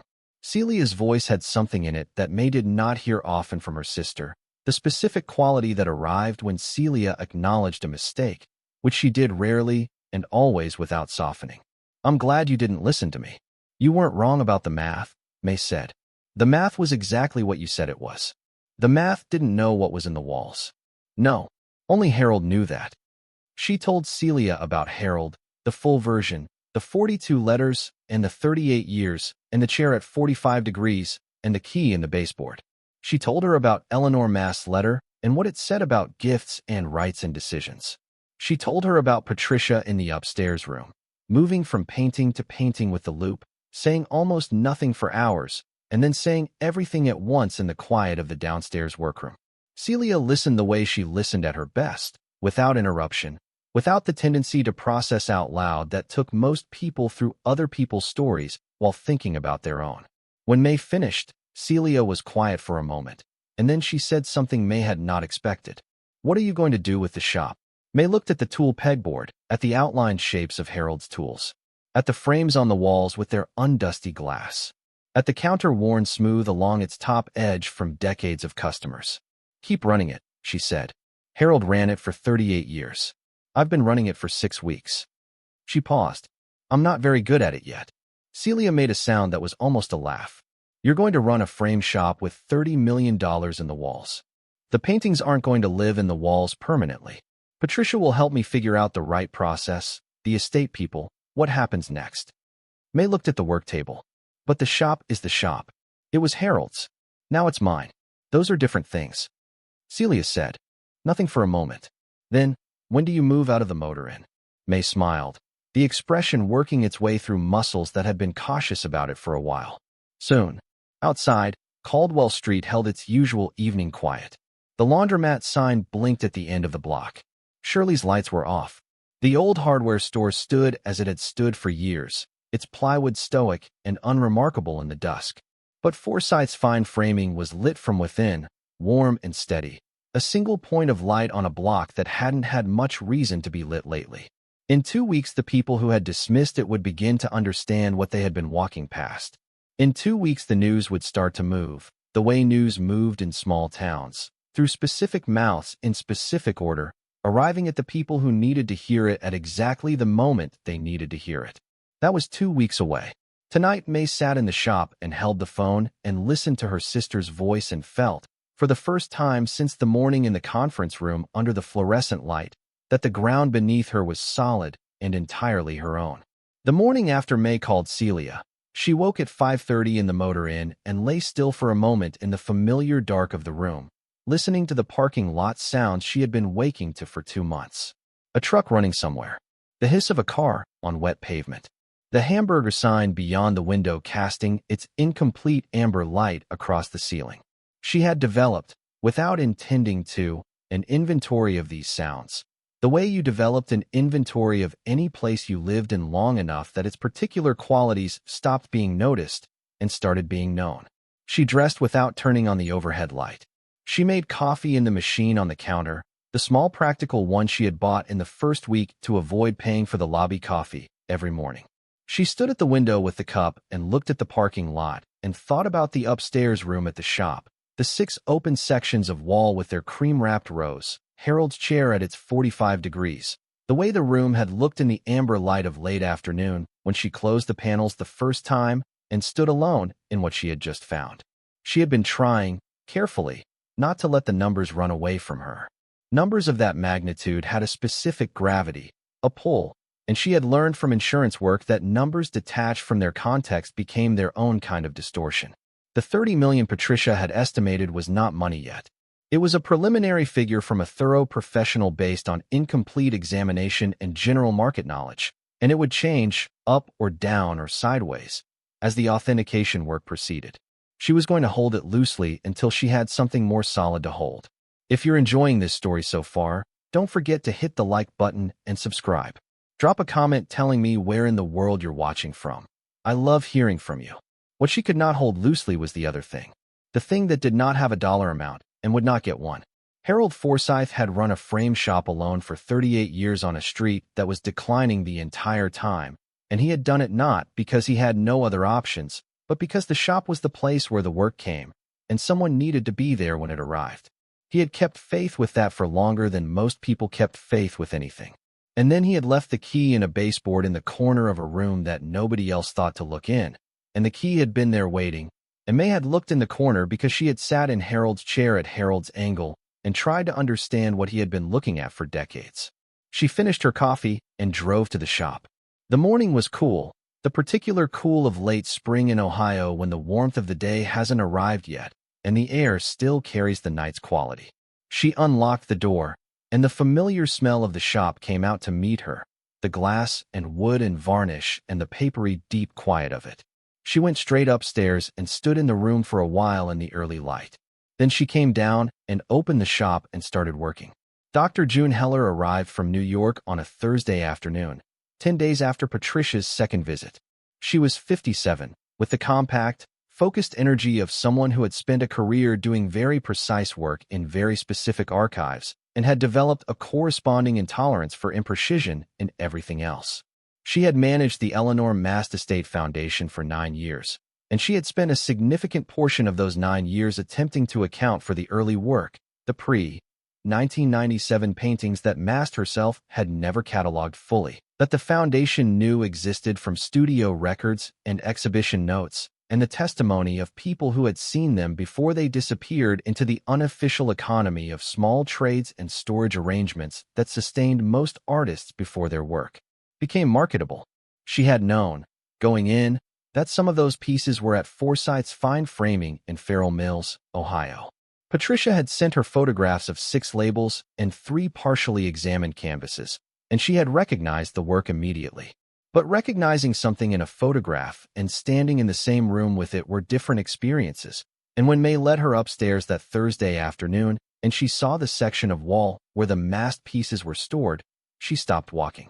She stood in the doorway, not moving, just looking. Mae waited. After perhaps half a minute, Dr. Heller walked to the first Mast section and reached into her bag for her own loop. She unwrapped the first piece herself, working at the cloth tape with careful fingers, pulling the paper back slowly. The canvas underneath was dark at the edges, the way early Mast work was dark at the edges, the technique she had developed in the late 1980s that her studio notes described as a way of pulling the eye inward, containing the composition, keeping the center where she wanted it. The painting in Dr. Heller's hands was exactly as the studio notes described a piece from 1991. It was exactly as the gallery loan receipt from the Caldwell Gallery described a piece loaned by Harold Forsythe in October of that year. Dr. Heller looked at it for 2 minutes without speaking. Then she looked at Mae. Her voice, when it came, had a quality Mae had not heard from a professional in this process yet, something that had gotten through the professional surface and was speaking from underneath it. "Do you understand what this is?" she said. Patricia explained the attribution significance. Not the attribution significance. Dr. Heller looked back at the painting. Eleanor Mast spent the last 12 years of her life telling anyone who would listen that her early work was gone. She believed it was destroyed or dispersed beyond recovery or sitting in storage somewhere under a wrong name. She gave interviews about it. She said once that it was like losing the beginning of a sentence, that nothing she made later could be fully understood without the work that preceded it. She was quiet for a moment. She died in 2010 believing that these paintings could have come to light while she was still alive. Harold could have told anyone. Mae said, I think he was waiting for the right time. 12 more years, and it would have been the right time for Eleanor. There was nothing to say to that, and Mae said nothing. Dr. Heller returned to the painting, reoriented into her professional mode. The examination proceeding with the thoroughness Mae had come to expect from everyone in this process. But the comment remained in the air of the room like weather. Mae had been thinking about that too, in the nights at the motor inn. Harold's timing. The long patience of a man who kept everything and sold nothing and waited. She did not know why he had waited. The letters gave no indication that he'd intended to withhold the work from Eleanor Mast. There were 2 letters from Mast in the box, one from 1994 and one from 2001, both warm, both trusting, both referencing the arrangement as an ongoing one. Nothing in those letters suggested any misunderstanding. Harold had been keeping the work the way he kept everything, with full care and no urgency, and perhaps the urgency had never arrived in the form he was expecting, and then he was too old, and then he was gone. What was left was what remained, and Mae was the one who had found it. Dr. Heller stayed 2 full days. She worked through all 18 confirmed Mast pieces and 4 additional pieces that required further research to determine whether they were Mast attributable or the work of closely associated artists. She photographed each piece with equipment that made Desmond's look basic, and she took physical samples for laboratory analysis, small paint chips from inconspicuous edges, material that could be dated and compared against known Mast pigments from the period. She spoke to Patricia by phone each evening, and they discussed what she was finding in the detailed technical language of people for whom language was a professional tool rather than a form of expression. On the afternoon of the second day, she called Mae upstairs and showed her something. She had unwrapped one of the pieces Harold had received in 1989, one of the earliest entries in the collection, and was holding it in the light from the window at the angle she used for examining surface texture. The painting was small, 12 by 14 inches, oil on canvas, the kind of scale a young artist used when she was economizing on materials. In it, a window, light through glass, falling on a floor. Simple to describe and not simple at all to look at, because the light in it had a quality Mae had not seen in a painting before, or not seen and noticed before, the quality of light that felt like it was still arriving rather than recorded, still in the act of being what light was. Dr. Heller said, this is the piece she referenced in a letter to her studio manager in 1992. She said she had left it with a framer she trusted in Ohio and couldn't remember his name, only that he was on a street named after something cold. She paused. Caldwell. Mae looked at the painting, thought about Eleanor Mast in 1992, forgetting Harold's last name, remembering only the street. The painting had been in Harold's wall for 31 years at that point. It would be in the wall for 19 more. She would have been relieved to know it was safe, Mae said. I believe she would have been more than relieved, Dr. Heller said carefully, and replaced the painting in its wrapping with hands that were very steady. He said the letter he had sent in response to Resnick's email had produced a reply from Resnick that was, in Tom's word, quiet. The reply confirmed that the parties he represented had been advised of the settlement's finality and acknowledged that the personal property contents of the Caldwell Street premises had transferred to Mae Crowley as part of the documented agreement. Resnick had appended a single sentence. His clients reserved the right to revisit this matter if additional facts warranted. Tom said that sentence meant nothing legally and was a face-saving gesture for a position that had no purchase. Mae thanked him and hung up and sat for a moment with that word. Quiet. The legal challenge that Wayne had prompted and Daniel had funded, reduced to quiet, by documents Harold had not known he was creating, but had created anyway with his meticulous receipts and his carbon paper duplicates and his 42 letters and his hand-drawn inventory in the cream envelope at the back of the bottom drawer. Daniel came 3 days later. Not through Resnick, not with advance notice, not in the way of formal things. He parked in front of the shop on a Tuesday morning and came through the door. The bell rang. Mae heard it from behind the counter, where she was reviewing an order, and looked up. He had not changed in the months since the conference room, or rather the change was subtle, the kind of change that was not about appearance. He stood in the doorway with his hands at his sides and looked at the front room of the shop with an expression she had not seen on him in some years, uncertainty. Mae, he said. She set the order form down. Daniel. He looked at the framed samples on the walls, at the counter, at the tools on the pegboard. He had never been inside the shop before. Harold had been the family member nobody visited, and the shop had been the property nobody looked at closely, and Daniel was now standing in both of those things for the first time, which cost him something visible. "I heard," he said, "about what's in the building. Most of Farrell Mills has heard." He came in a few steps and stood in the middle of the room, not approaching the counter. "How much?" Mae looked at him. "That's going to take time to establish properly. Attribution work, provenance research, decisions about how and when to bring things to market. Patricia Henning says the full process could take a year." "A year." He processed that.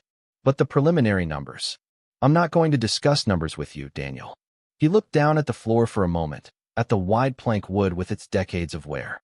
"Resnick said the settlement is solid. That there's no claim." "That's right. I know." He said it with the flatness of a man who had already had that conversation and had not liked where it ended. "I know there's no claim." He looked up at her. "I want you to know I didn't know what was here." Wayne didn't know. Nobody in the family knew Harold had. He stopped. "We thought it was a frame shop." "It is a frame shop." He looked at her for a moment, at the directness with which she had said it, at the way she was standing behind the counter she had been working at for months, and something in his face moved through several things before it settled. "I gave you the building because I thought it was worth less than the house," he said. "You know that?" "Yes." "If I had known, you would have kept it," Mae said. Not an accusation, just accurate. He said nothing for a long moment. The shop was quiet around them, the specific quiet it had that felt occupied rather than empty. He looked at the framed pieces on the walls, and something in his expression shifted again, became something she could not read, and then he said, quietly, the word he had apparently come here to say. "I'm sorry." Mae looked at him. The word was real. She could hear that it was real, could hear the specific weight of it that minute had cost him something. She had not been expecting real. "Thank you," she said. He nodded once and left. The bell rang above the door. She stood at the counter and listened to his car start on the street outside, and then the sound faded and was gone and the shop was quiet again. She stood there for a while. She was not sure what she felt about what had just happened except that it was finished, and finished in a way that had not required her to be anything other than what she was. She picked up the order form and kept reading. Shirley appeared in the doorway 20 minutes later, which was not her usual morning time, and Mae understood that Shirley had been watching from her office window and had waited until Daniel's car was gone. She carried 2 mugs as always, set one on the counter, and settled into the corner chair with the manner of a woman who had witnessed more of Caldwell Street's history than anyone else alive and intended to witness this chapter with the same attention. "That was Daniel," she said. "It was. He seemed smaller than the last time." Mae accepted the coffee. "People sometimes do." Shirley sipped. "The whole town is talking, you know. It's been a long time since the whole town talked about the same thing." She looked at the walls. Harold would have found it very uncomfortable. I think he planned carefully enough that he wouldn't have to be here for it. Shirley's mouth moved in something close to a smile. That sounds like him. She was quiet for a moment. He was good to people when they needed it, and invisible the rest of the time. That's a harder thing to be than most people understand. It requires a lot of intention. She looked at her coffee. A lot of people talk about doing good things and don't do them. Harold didn't talk about it at all, and did it for 38 years. Mae said nothing, because Shirley had said the thing exactly. If you're hooked on this story, make sure to subscribe and turn on notifications so you never miss an upload. Your support means everything and helps me bring you more emotional stories like this one. The town's particular version of the story took its own shape as it moved, the way stories in small towns always did, acquiring details in some places and losing them in others, simplified here and embellished there, until the version most people were telling was true in its outline and impressionistic in its specifics. What survived the transmission was this. A woman had taken the worthless half of a bad divorce settlement, an abandoned frame shop on a dead block, and behind the walls of the upstairs room had found a collection of paintings worth more money than anyone in Farrell Mills had reason to name. The man who had built the collection had run the shop quietly and alone for nearly 4 decades. The paintings had been there the whole time. People came to look at the outside of the building. This was a thing Mae had not anticipated, the way visitors materialized on the pavement in front of the shop, sometimes in small groups, looking at the brick facade and the faded sign as though the exterior might have been changed by what had been discovered inside it. It had not changed. It looked exactly as it had always looked, which was the point, though she could see people having trouble with that. Having trouble with the idea that the ordinary and the extraordinary had been the same building for so long. The Farrell Mills Courier ran a story, which was the first coverage the paper had done of anything on Caldwell Street in years. The reporter was a young woman named Jen who had grown up in town, moved to Cleveland after college, and come back when the Cleveland job dried up. She interviewed Mae for an hour at the work table, asking specific questions and writing down the answers without editorializing, which Mae appreciated. The story ran on a Wednesday and described the collection, Harold, the authentication process, and the settlement in accurate terms that did not inflate anything. It said Harold Forsythe had been a frame shop owner on Caldwell Street for 38 years. It said his name would be formally credited in the Eleanor Mast Foundation's attribution records as the custodian who had preserved her early work. It said the shop was open. The day after the story ran, Mae had 9 customers. It was the busiest day she had experienced since opening. She recognized some faces from around town, people she had seen in the gas station or the grocery, but never spoken to. Several of them said some version of the same thing, that they hadn't known the shop was running again, that they had things to frame, that they remembered Harold. She filed every order carefully in a new folder she had made, the first folder with her own name on the tab instead of a customer's. Pete Gallagher stopped by on a Wednesday, not for roofing business, just to come in. He stood in the front room and looked around with the slow, comprehensive look she associated with him. And he said, in his unhurried way, that he had thought about Harold a lot since the word got out. He said he had gone home after hearing and had stood in his own workshop for a while, thinking about what it meant to do work that nobody was watching for decades, and whether he had anything like that in him. Mae said she thought most people had something like that in them, but most people didn't have the conditions that let it emerge. Pete said that was probably right, then bought a mat and frame for a photograph of his daughter at her college graduation, paid in cash, and left. It was the 4th customer transaction Mae had completed that week, which was 4 more than she'd averaged for the first month, and a sign that the talk in town was producing something practical alongside the curiosity. The formal offer from the Eleanor Mast Estate Foundation came through Patricia in the 4th week. Dr. Heller and the foundation's legal team had prepared a document that Mae brought to Tom Ferris, who spent 2 days with it, and then called her with a summary. The foundation was offering to acquire the 18 confirmed Mast pieces outright for a figure Mae had to hear twice. The letter also proposed an alternative arrangement by which the foundation would manage the works as consignments, taking a percentage of eventual sale and exhibition revenue while attributing custodianship to Mae and, in the foundation's language, the late Harold Forsythe of Farrell Mills, Ohio, whose contribution to preserving Eleanor Mast's early work the foundation wished to formally acknowledge. Tom said the consignment arrangement was likely to produce more money over time, but required patience and ongoing involvement. The outright sale was immediate and clean. Mae sat with both options for a week. She walked the shop in the mornings before opening, stood upstairs in the room, read the letters again. She thought about what Harold had kept and why, and about Eleanor Mast dying in 2010 believing the work was gone. She thought about what it meant to let a collection pass to an institution versus what it meant to hold it in the world the way Harold had held it, present and findable, part of a living system rather than an archival one. She called Dr. Heller directly. She said she wanted the consignment arrangement, not the outright sale. She said she wanted Harold's name on the custodianship attribution in all published materials.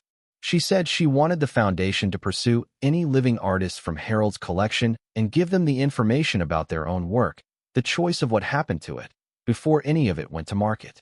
Dr. Heller said that was an unusual request for the latter part. Mae said Harold had operated on the principle that the work belonged to the people who made it until they decided otherwise. She thought the least she could do was honor that. There was a pause on the line, the specific pause of someone recalibrating. Then Dr. Heller said she would bring it to the foundation board, and that she expected them to agree. The living artists turned out to be 7 of the 96 secondary collection names, people who had made the works Harold received between 1988 and 2016 and were still alive and findable. Patricia tracked them through the gallery records and artist registries and the kinds of professional threads that remained when careers had continued, even quietly, after the work Harold held had been made. 2 of them, when contacted, did not believe it at first. Mae took one of those calls herself. A woman named Rosaria, who had been 26 when she brought 2 paintings to Harold's shop in 1993 and now lived in Pittsburgh, working as an art teacher. The phone rang twice, and a woman answered with the slightly guarded voice of someone not expecting the call. Patricia had sent a letter first, but letters describing unexpected things were often set aside. Mae introduced herself and explained who she was and what had been found. She described the specific pieces: 2 paintings on linen, each 18 by 24, oil, received October 1993 according to Harold's records, stored in the 5th section of the upstairs room, in good condition. The silence on the other end was long enough that Mae said hello twice to check the connection. "I thought he sold them," Rosaria said finally. Her voice had the slightly compressed quality of someone managing something large in a small space. "A few years later, when I needed money, I went back to ask if I could buy them back. The shop was already closed by then. I assumed he'd sold them. I assumed they were gone." Mae told her the condition report Patricia had done on her pieces. She told her what Patricia estimated they might bring at regional auction, a figure in the low 5 figures for each, not the numbers attached to Mast's work, but real numbers, meaningful ones. Rosaria said, "I used to think about those paintings sometimes. Wondered where they ended up." Mae said they had ended up in a room with Harold's chair angled toward them, which was as good an ending as she could imagine for a painting. She said the choice of what happened to them now was Rosaria's. Rosaria said she wanted to come see them. Mae said she would be welcome whenever she was ready. After the call, she sat at the work table for a while in the afternoon light. The shop had a late-day quality in summer, the low western sun catching the glass on the framed samples along the west wall and throwing small reflections across the floor. She was getting better with the mat cutter. Her corner joins were consistently clean now. She had developed a feel for the specific pressure different board weights required. The way her father had told her, you developed a feel for engine tolerances through practice that accumulated until it no longer required conscious attention. She had 4 current customers and 2 more who had come in to inquire. Small numbers. But the shop had been closed 2 years, and she had been running it 6 weeks, and Caldwell Street was not a destination. She was building something that would take time to build, which was fine. She had learned from Harold that the things worth building usually did. The day she moved out of the motor and she carried 3 bags and a box to the car and handed the key card to the woman at the desk, who looked at her with the professionally pleasant expression of someone who had checked a great many people out of a great many rooms and did not attach narrative to the transaction. Mae thanked her and walked to the car in the morning light and sat for a moment in the parking lot before starting the engine. 63 days. That was how long she had lived in that room, doing the private accounting she did every night, building towards something she could not see clearly but could feel the direction of. She looked at the hamburger sign one more time. The missing letter had never been fixed in 63 days. She had stopped noticing it weeks ago. She drove to the apartment she had rented on Mercer Street, 6 blocks from the shop, a 2-bedroom in a building that had been converted from a 1940s commercial property and had high ceilings and tall windows and a kitchen where meals could happen at a table rather than at the edge of a bed. The rent was $480 a month, which she was paying from the shop's revenue and the advance payment Patricia had arranged against the first consigned sale. She had not touched the settlement check since she opened the business account. She was going to let it sit until she understood exactly what she was building and what it needed. She had made a list in the notebook she'd bought from the dollar store in the first week of the things she owed. The list was the first thing she paid from the consignment advance, working through it in order of relationship rather than amount, which was a different kind of math than the kind Resnick used, but the one that seemed right.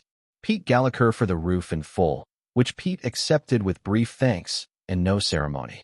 Tom Ferris for all the work he had done, more than his invoices asked for, which Tom declined twice before accepting on the 3rd offer.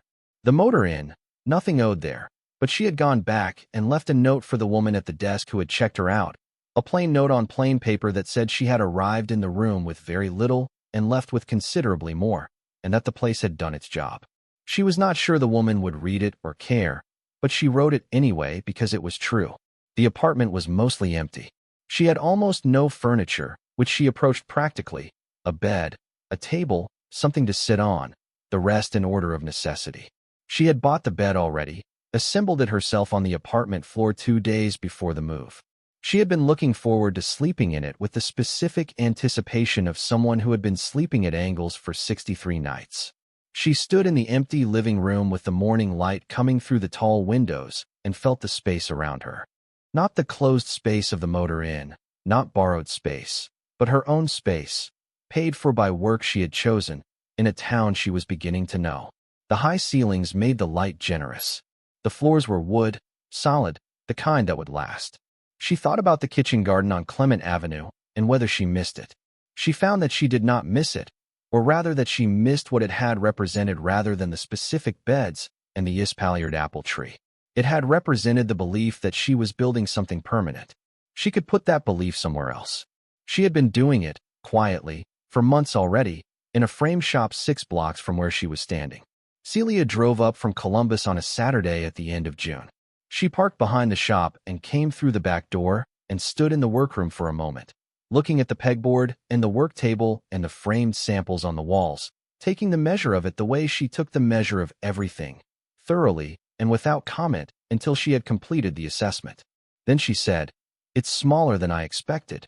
Mae said most things were smaller than expected when you saw them in person. Celia went around the counter and looked at the mat cutter and the tools. She picked up a corner sample Mae had made as a test and turned it over, feeling the joint. "This is good work," she said, with the directness of someone who complimented only things she meant to compliment. Mae said she was getting better. They went upstairs together. Mae had replaced all 6 plywood panels while the authentication work was ongoing, keeping the room sealed for security and condition management.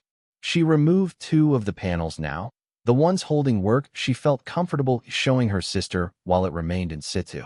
Celia stood in the room and looked at the paintings and their wrappings with an expression Mae had not fully seen on her sister's face before, something that was not the organized attention of professional competence, but something older and quieter. "He kept them here for 28 years, Celia said. "In this room? Alone?" "Yes." Celia reached out and touched the edge of the nearest frame, the cream paper, the cloth tape, the careful seal. And nobody knew. Nobody who would have complicated it. Her sister stood with that for a moment. Then she looked at Mae. "What does it feel like, knowing what's here?" Mae thought about the question. It was a good question, the kind Celia asked when she was asking for real rather than asking as a form of conversation. What it felt like was something she had been trying to put into words for weeks, in the private accounting at the Motor Inn, and then in the empty apartment on Mercer Street, and the closest she had come was this. It felt like being trusted by someone she had never met, trusted with something that mattered completely, trusted at the exact moment when trust was what she most needed someone to extend. She said that to Celia as well as she could. Celia listened the way she always listened at her best, without interrupting, and when Mae finished, she nodded once. "Harold knew what he was doing," Celia said. "He always did." They replaced the panels and came downstairs, and Mae made coffee, and they sat on the 2 stools she had pulled up to the work table, the way she and Shirley sat in the mornings, and talked for 2 hours about things that were not the collection, about their parents in Columbus and a cousin who had moved to Portugal, and a memory they had both held differently for 40 years and had recently discovered could be reconciled. The shop was quiet around them. The afternoon light moved slowly across the floor. Before Celia left, she stood in the doorway and looked at the sign above the door, Forsythe's fine framing, the hand-lettered serif from a long time ago, faded and still legible and still right. "Are you going to change the sign?" she asked. Mae looked up at it. She had thought about this. The sign was Harold's sign, and the shop was Harold's shop, and she was running it under the name that had been on the door since 1983, and customers sometimes asked about Forsythe, whether there was a Forsythe, and she always told them about Harold, briefly and accurately, and people always listened. "No," she said. "Not the sign." Celia nodded, kissed her on the cheek, and drove back to Columbus. Mae locked the shop and walked 6 blocks to the apartment on Mercer Street in the evening air of a town she was no longer leaving. She had been walking this route for 3 weeks and had learned it the way you learn short routes that were yours, not by their directions, but by their specific qualities. The crack in the sidewalk at the corner of Caldwell and 3rd, the maple on Mercer Street that was the largest tree on the block, the way the light changed between the 2 streets because Mercer ran slightly different from true east-west and caught the evening sun at a different angle. She went up the stairs to the apartment and stood at the tall windows in the living room with the last light of the day on the floor around her. The room had acquired more furniture in 3 weeks: a couch, 2 chairs, a bookshelf where Harold's technical books now sat alongside the art history volumes she had borrowed from Arthur's library so many times she had finally bought her own copies. The table in the kitchen was from a second-hand place on Route 62, solid wood, the kind that would last. She thought about the chair upstairs in Harold's room, the one angled at 45 degrees toward the wall where the paintings lived. She had kept it there, had not moved it, had sat in it sometimes in the evenings after closing when she needed to think. The room above the shop had begun to feel like what it probably always had been, a place for looking at things that mattered, carefully, without rush. She thought about what Harold had given her. Not the collection and not the building and not the numbers that were still in the process of being established, but the thing underneath all of that. The permission. The permission to take the building nobody wanted, on the block nobody was watching, and treat it as though it contained something worth taking seriously. He had done the same thing. He had been doing it for 38 years before she arrived. The chair in the room was still warm, in the specific sense that the space still held the shape of the attention he had paid. She thought about what Shirley had said. A lot of people talk about doing good things and don't do them. Harold didn't talk about it at all, and did it for 38 years. The full authentication process would take another 8 months. Patricia managed it with the thoroughness Mae had come to expect, working through each piece in the collection, building the evidentiary chain, corresponding with foundations and estates and university archives and galleries that had records of the artists Harold had known. The Mast pieces went first, and the consignment arrangement with the foundation brought the first significant payment to Mae 8 months after she had opened the first plywood panel, a payment that was not the number Patricia had estimated in the workroom that evening, but was considerably in that direction, large enough to do what she had been wanting to do since the beginning. She paid Pete Gallagher for the roof in full, which Pete accepted with brief thanks and no ceremony, which was exactly the right way to accept it. She paid Tom Ferris for all the work he had done, more than the invoices asked for, which Tom declined twice before accepting on the third offer with the embarrassed grace of a man who needed it and knew it. She called Rosaria in Pittsburgh and told her the proceeds from the 2 paintings Harold had kept for 22 years, and Rosaria was quiet for a long time, and then said she was going to use it to take a sabbatical from the teaching and make work for a year, which was the thing she had been trying to find the conditions for since she was 26 and couldn't. Mae said Harold would have found that appropriate. On the first day of the following spring, almost exactly a year after the divorce was finalized in the conference room on the 3rd floor, Mae came to the shop at 7 in the morning and went upstairs and opened all 6 panels one more time. The room had only 41 pieces remaining now, the ones not yet attributed or not yet moved through the consignment process, and the space felt more open than it had in the fall, the original plaster wall visible in the gaps between sections, the room beginning to change its nature. She went to Harold's chair and sat down. She angled it at 45 degrees, his angle, toward the wall where the paintings still lived.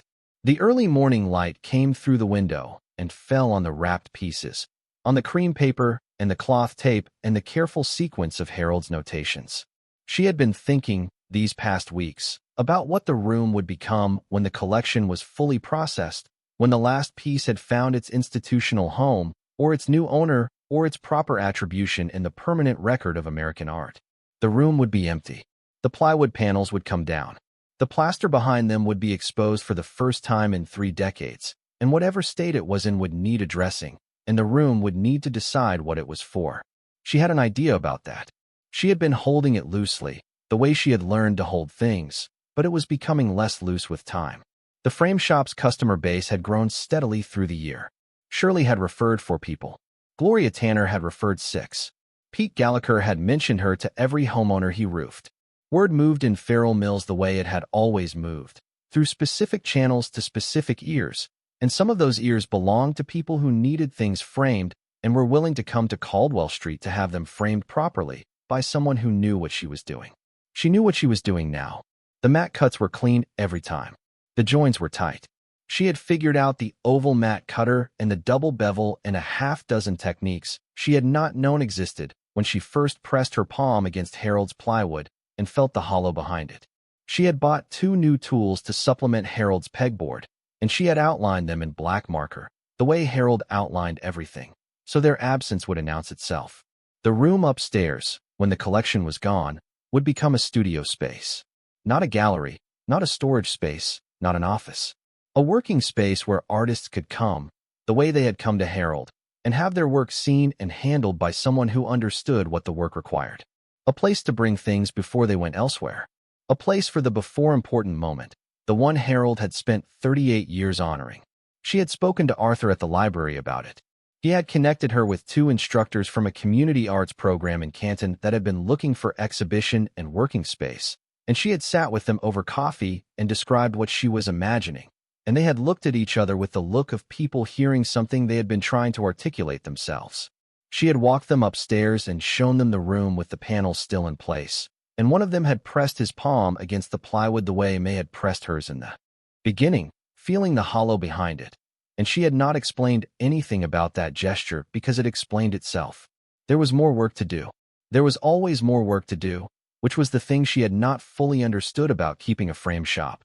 That the work was not a finite task to be completed, but an ongoing relationship with the materials and the craft, and the people who needed what the craft produced. Harold had understood this, had lived inside it for nearly 4 decades, and it was the thing she understood most clearly now. Not the collection behind the walls, not the numbers Patricia had estimated in the quiet of the workroom, but the daily practice of showing up and being present and doing the work with the attention it deserved. She had been doing it for a year. She was going to keep doing it.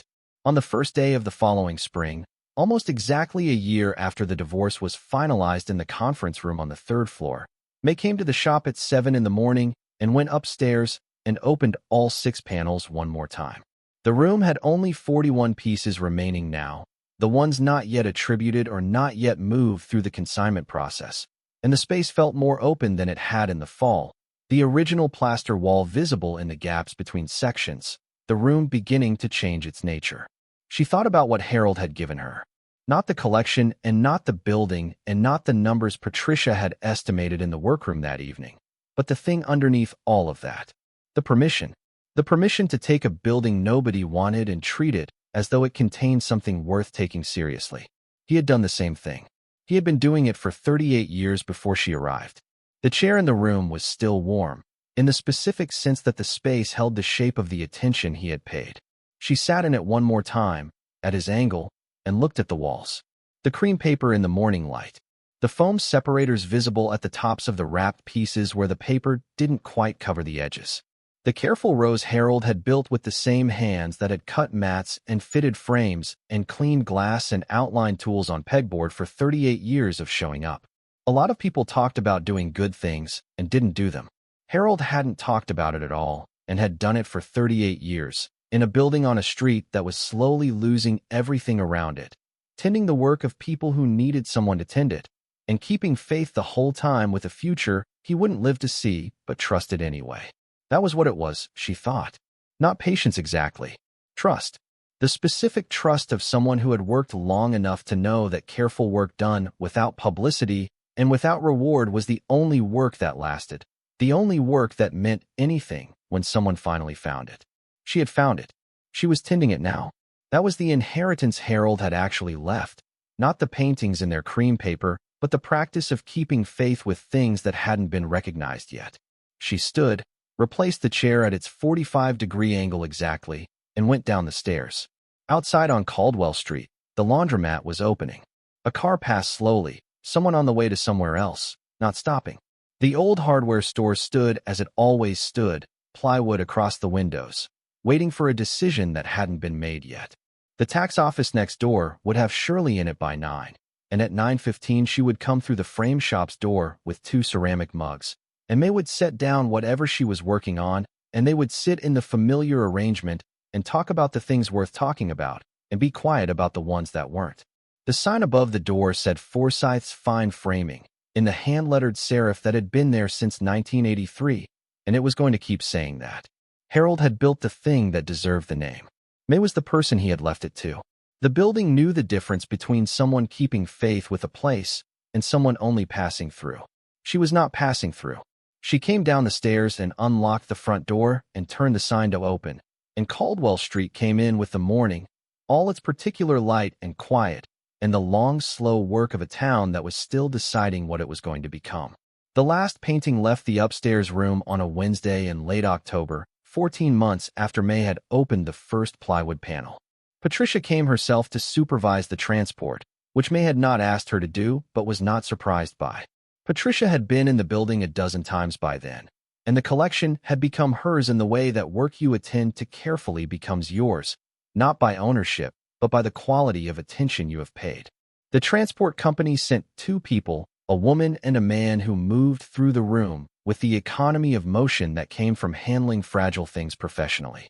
They had packed the remaining 41 pieces over the previous 2 days, working through the list Patricia had prepared, and the crates were stacked now on the landing and down the stairs, and in the van parked outside with its engine idling.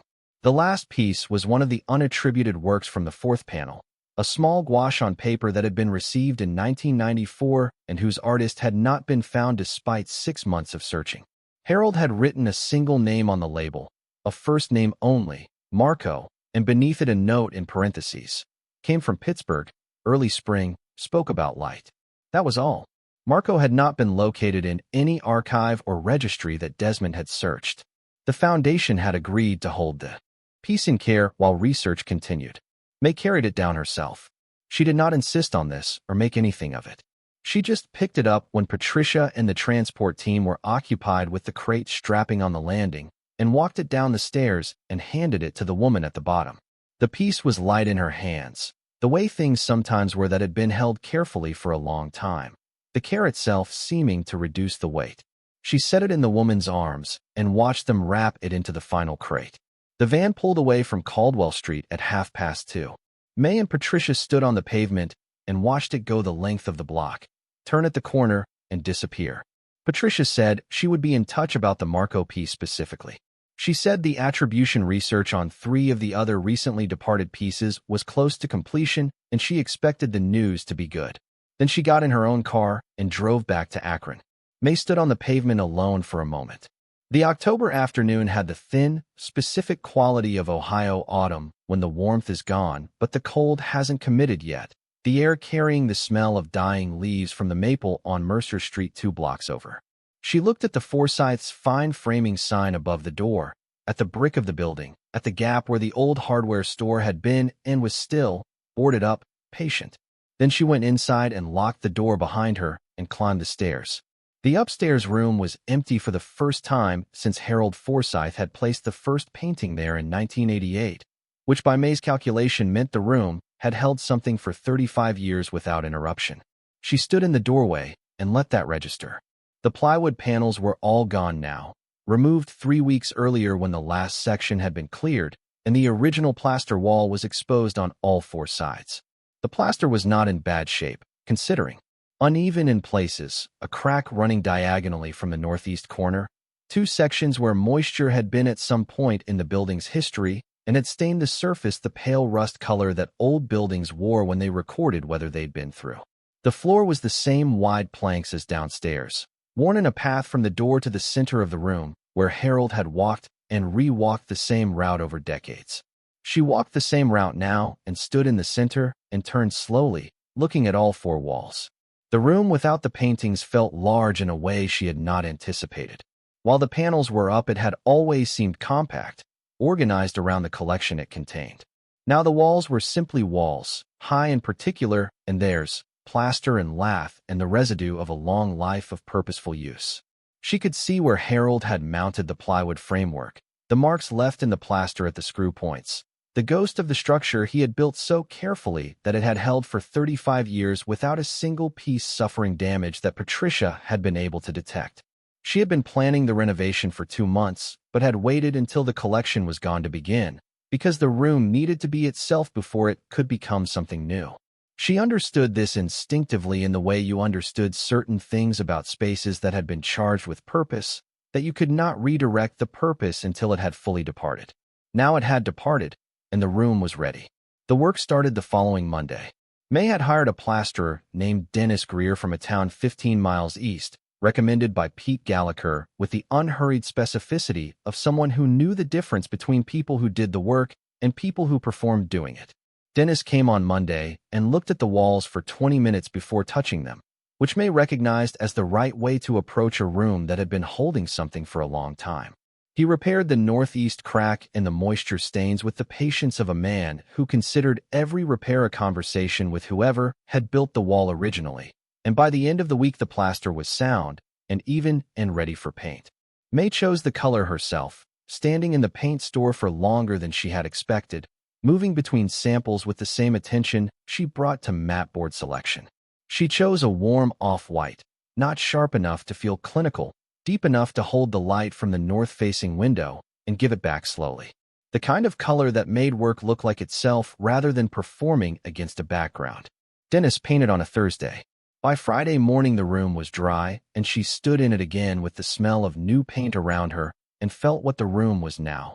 Open, functional, a space that was ready to receive. She had acquired a work table for the center, a second-hand one from an art supply shop closing in Youngstown, long enough for two people to work at opposite ends simultaneously. She had bought 2 adjustable work lights on floor stands, the kind that could be positioned to eliminate shadow from any angle that conservators used when they needed to examine surface texture. She had built a storage unit along the south wall from materials at the hardware supply on Route 62, simple shelving that would hold portfolios and flat files, and the acid-free materials an artist might need to leave work safely while deciding what came next. Along the north wall, below the window, she had placed Harold's chair. She had not moved it from the room and had not planned to. It sat at its 45-degree angle, the same angle Harold had chosen, though there was nothing on the wall now to angle toward. She had left it there as a kind of acknowledgement that the room's new purpose was continuous with its old one, that the attention Harold had paid here for 35 years was the foundation of whatever attention would be paid here next. Rosaria drove up from Pittsburgh on a Saturday in November, 6 weeks after the van had taken the last paintings away. She had called ahead, and Mae had been expecting her, but she had not expected what Rosaria actually looked like, which was not what you pictured when you imagined a person who had spent 3 decades teaching art in a city school and had not made her own work for most of that time. She was 56 and dressed practically and had the quality Mae recognized from Harold's letters, the quality of someone who had been taking good care of something that needed to be expressed and had been taking such good care for so long that the constraint had become a kind of discipline. She came through the door and shook Mae's hand and said, before she said anything else, "Thank you for calling me." Mae said she was glad she had found her. They went upstairs. Rosaria stepped into the room and turned slowly, the same slow turn Mae had made on the day the last crate left, taking the measure of the space. She looked at the work table and the lights and the storage wall. She looked at Harold's chair by the window. She walked to the chair and put her hand on the back of it without sitting in it, the way you touched something that had belonged to someone you respected. "He kept them 30 years, she said. It was not the first time she had said this, Mae knew. She had probably been saying it to herself since the phone call, turning it over the way you turned over facts that kept changing shape depending on the angle you held them at. "He kept everything with the same care," Mae said. "He didn't distinguish." Rosaria looked at her. "You think he knew which ones would matter?" Mae thought about the inventory, the 114 entries in Harold's precise hand, and about the way every piece had been treated identically, the same foam separators, the same cloth tape, the same label format. "I think he decided they all mattered," she said, "which is different from knowing." Rosaria stayed 3 hours. She looked at the work table for a long time and asked how the studio arrangement would work, what Mae intended, who she was trying to reach. Mae explained as well as she could, which was imperfectly, because the plan was still forming. She said she was starting with the 2 instructors from Canton and seeing what arrived. She said the room was available to artists who needed to work through something, who needed space and someone nearby who understood what work required, who were at the before important moment that Harold had always honored. She was not charging for use of the space, at least not at the beginning. She had the means now to let the room be what it was. Rosaria asked whether Mae had considered doing more than providing space, whether she had thought about actively looking for the people who needed it, reaching out to programs and schools and community organizations, the way Harold had apparently reached out through the network that brought young artists to Caldwell Street in the late 1980s and through the years that followed. Mae said she had thought about it, that it felt like the natural direction, but that she was moving carefully, The way Harold had moved carefully, because the wrong kind of attention at the wrong time was the thing most likely to change what the room was. Rosaria nodded. She understood that without needing it explained further. Before she left, she asked if she could come back. Not to retrieve anything or to check on her own pieces, which had been sold through the consignment arrangement and were now in a private collection in Cleveland whose owner had acquired them with the specific intention of loaning them to the Pittsburgh institution that had never shown Rosaria's early work. She wanted to come back, she said, because she was taking the sabbatical, and she was trying to understand what she was going to make, and the room upstairs had something she needed to be near while she figured it out. Mae said the room would be there. The letter from the Eleanor Mast Estate Foundation arrived in December, on a Thursday. It was not a routine correspondence letter, not the administrative updates that had been arriving from Dr. Heller's office throughout the authentication process. This one was on different paper, heavier, with a header that said Office of the Director, and it was signed not by Dr. Heller but by the Foundation's board chair, a woman named Margaret Forsythe Tran, whose name Mae had seen only in the formal legal documents. The letter said that the Foundation's board had voted unanimously to establish a permanent custodianship credit in Eleanor Mast's official catalog, crediting Harold Forsythe of Farrell Mills, Ohio, as the preserving custodian of the early collection in all future publications, exhibition materials, and digital records. The credit would read, preserved 1988 to 2021 by Harold Forsythe, Forsythe's Fine Framing, Farrell Mills, Ohio. The Foundation further wished to acknowledge, the letter said, that without Harold Forsythe's 33 years of careful and uncompensated stewardship, a significant portion of Eleanor Mast's artistic legacy would have been lost permanently. The board considered this debt unpayable in formal terms, but wished to record it as completely and publicly as possible. The letter asked whether Mae would be willing to provide a photograph of Harold for inclusion in the Foundation's online collection record and in a forthcoming publication on Mast's early period. It asked whether she had any personal documentation or recollection of Harold that she was willing to share with the Foundation's archive. Mae read it twice, then set it on the work table and sat for a while. She had not known Harold. She had never met him. She had a photograph, the one from the metal box, Harold in his shop at some point in the late 1990s, standing at the work table with his hands on its surface and looking at something to the left of the camera, something the photographer was not, something Harold had been looking at that mattered more to him in that moment than the act of being photographed. He looked the way she had come to know him through the objects he left behind, contained, attentive, present in a specific direction. She wrote back to the Foundation the following week. She sent the photograph and said they were welcome to use it. She wrote several paragraphs about what she had found in the shop and what it told her about Harold, about the letters and the inventory and the chair at 45 degrees and the key in the baseboard, and what it felt like to sit in a chair where a man had sat and looked at something for 30 years and understand, finally, what he had been looking at. She wrote that she had not known him and that in some ways she felt she knew him better for that, because everything she knew came from what he had done rather than what he had said, and what he had done was, in her reading, one of the most complete expressions of care for other people's work she had encountered. She had not planned to write that much. The words came the way certain things came when you had been holding them for long enough that they were ready. She sent the email and sat at the work table in the quiet of the December shop, the afternoon light thin and low through the front windows, the street outside empty in the particular way of Caldwell Street on a cold Thursday. She could hear the distant hum of the laundromat at the end of the block. She could hear, faintly, the radiator in the back corner beginning its winter work. Upstairs, the room was ready. The work table was set, the lights positioned, Harold's chair at its angle. Rosaria was coming in January to begin her sabbatical, and the two instructors from Canton had confirmed a first working session in February, and Mae had received 2 inquiries from people she did not know, people who had heard about the space through channels she had not tracked, which was how she had hoped it would work. The before-important moment, arriving the way it always arrived, quietly and from unexpected directions. She went to the pegboard and looked at the tools and their outlines. All present. She checked the ones she had added to Harold's original set, the ones she had outlined herself in black marker. All present. She looked at the glass on the frames along the west wall, catching what was left of the afternoon light, clear and clean, the way they had been on the first morning she stepped through the door into the smell of time and careful work. She picked up the mat cutter and made a practice cut in a scrap of mat board, feeling the pressure and angle and give of it, the specific quality of a cut done right that she had spent months learning to produce reliably. Clean. The cut was clean.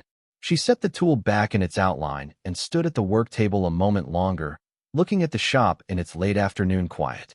The glass on Harold's framed samples held the last light. The pegboard held all its tools. The counter held its worn, smooth edge. She had not changed anything she did not need to change. The things Harold had built that worked, she kept.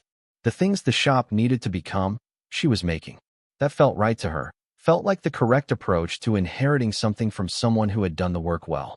You did not replace what worked. You built outward from it, slowly, with the same attention that built it in the first place.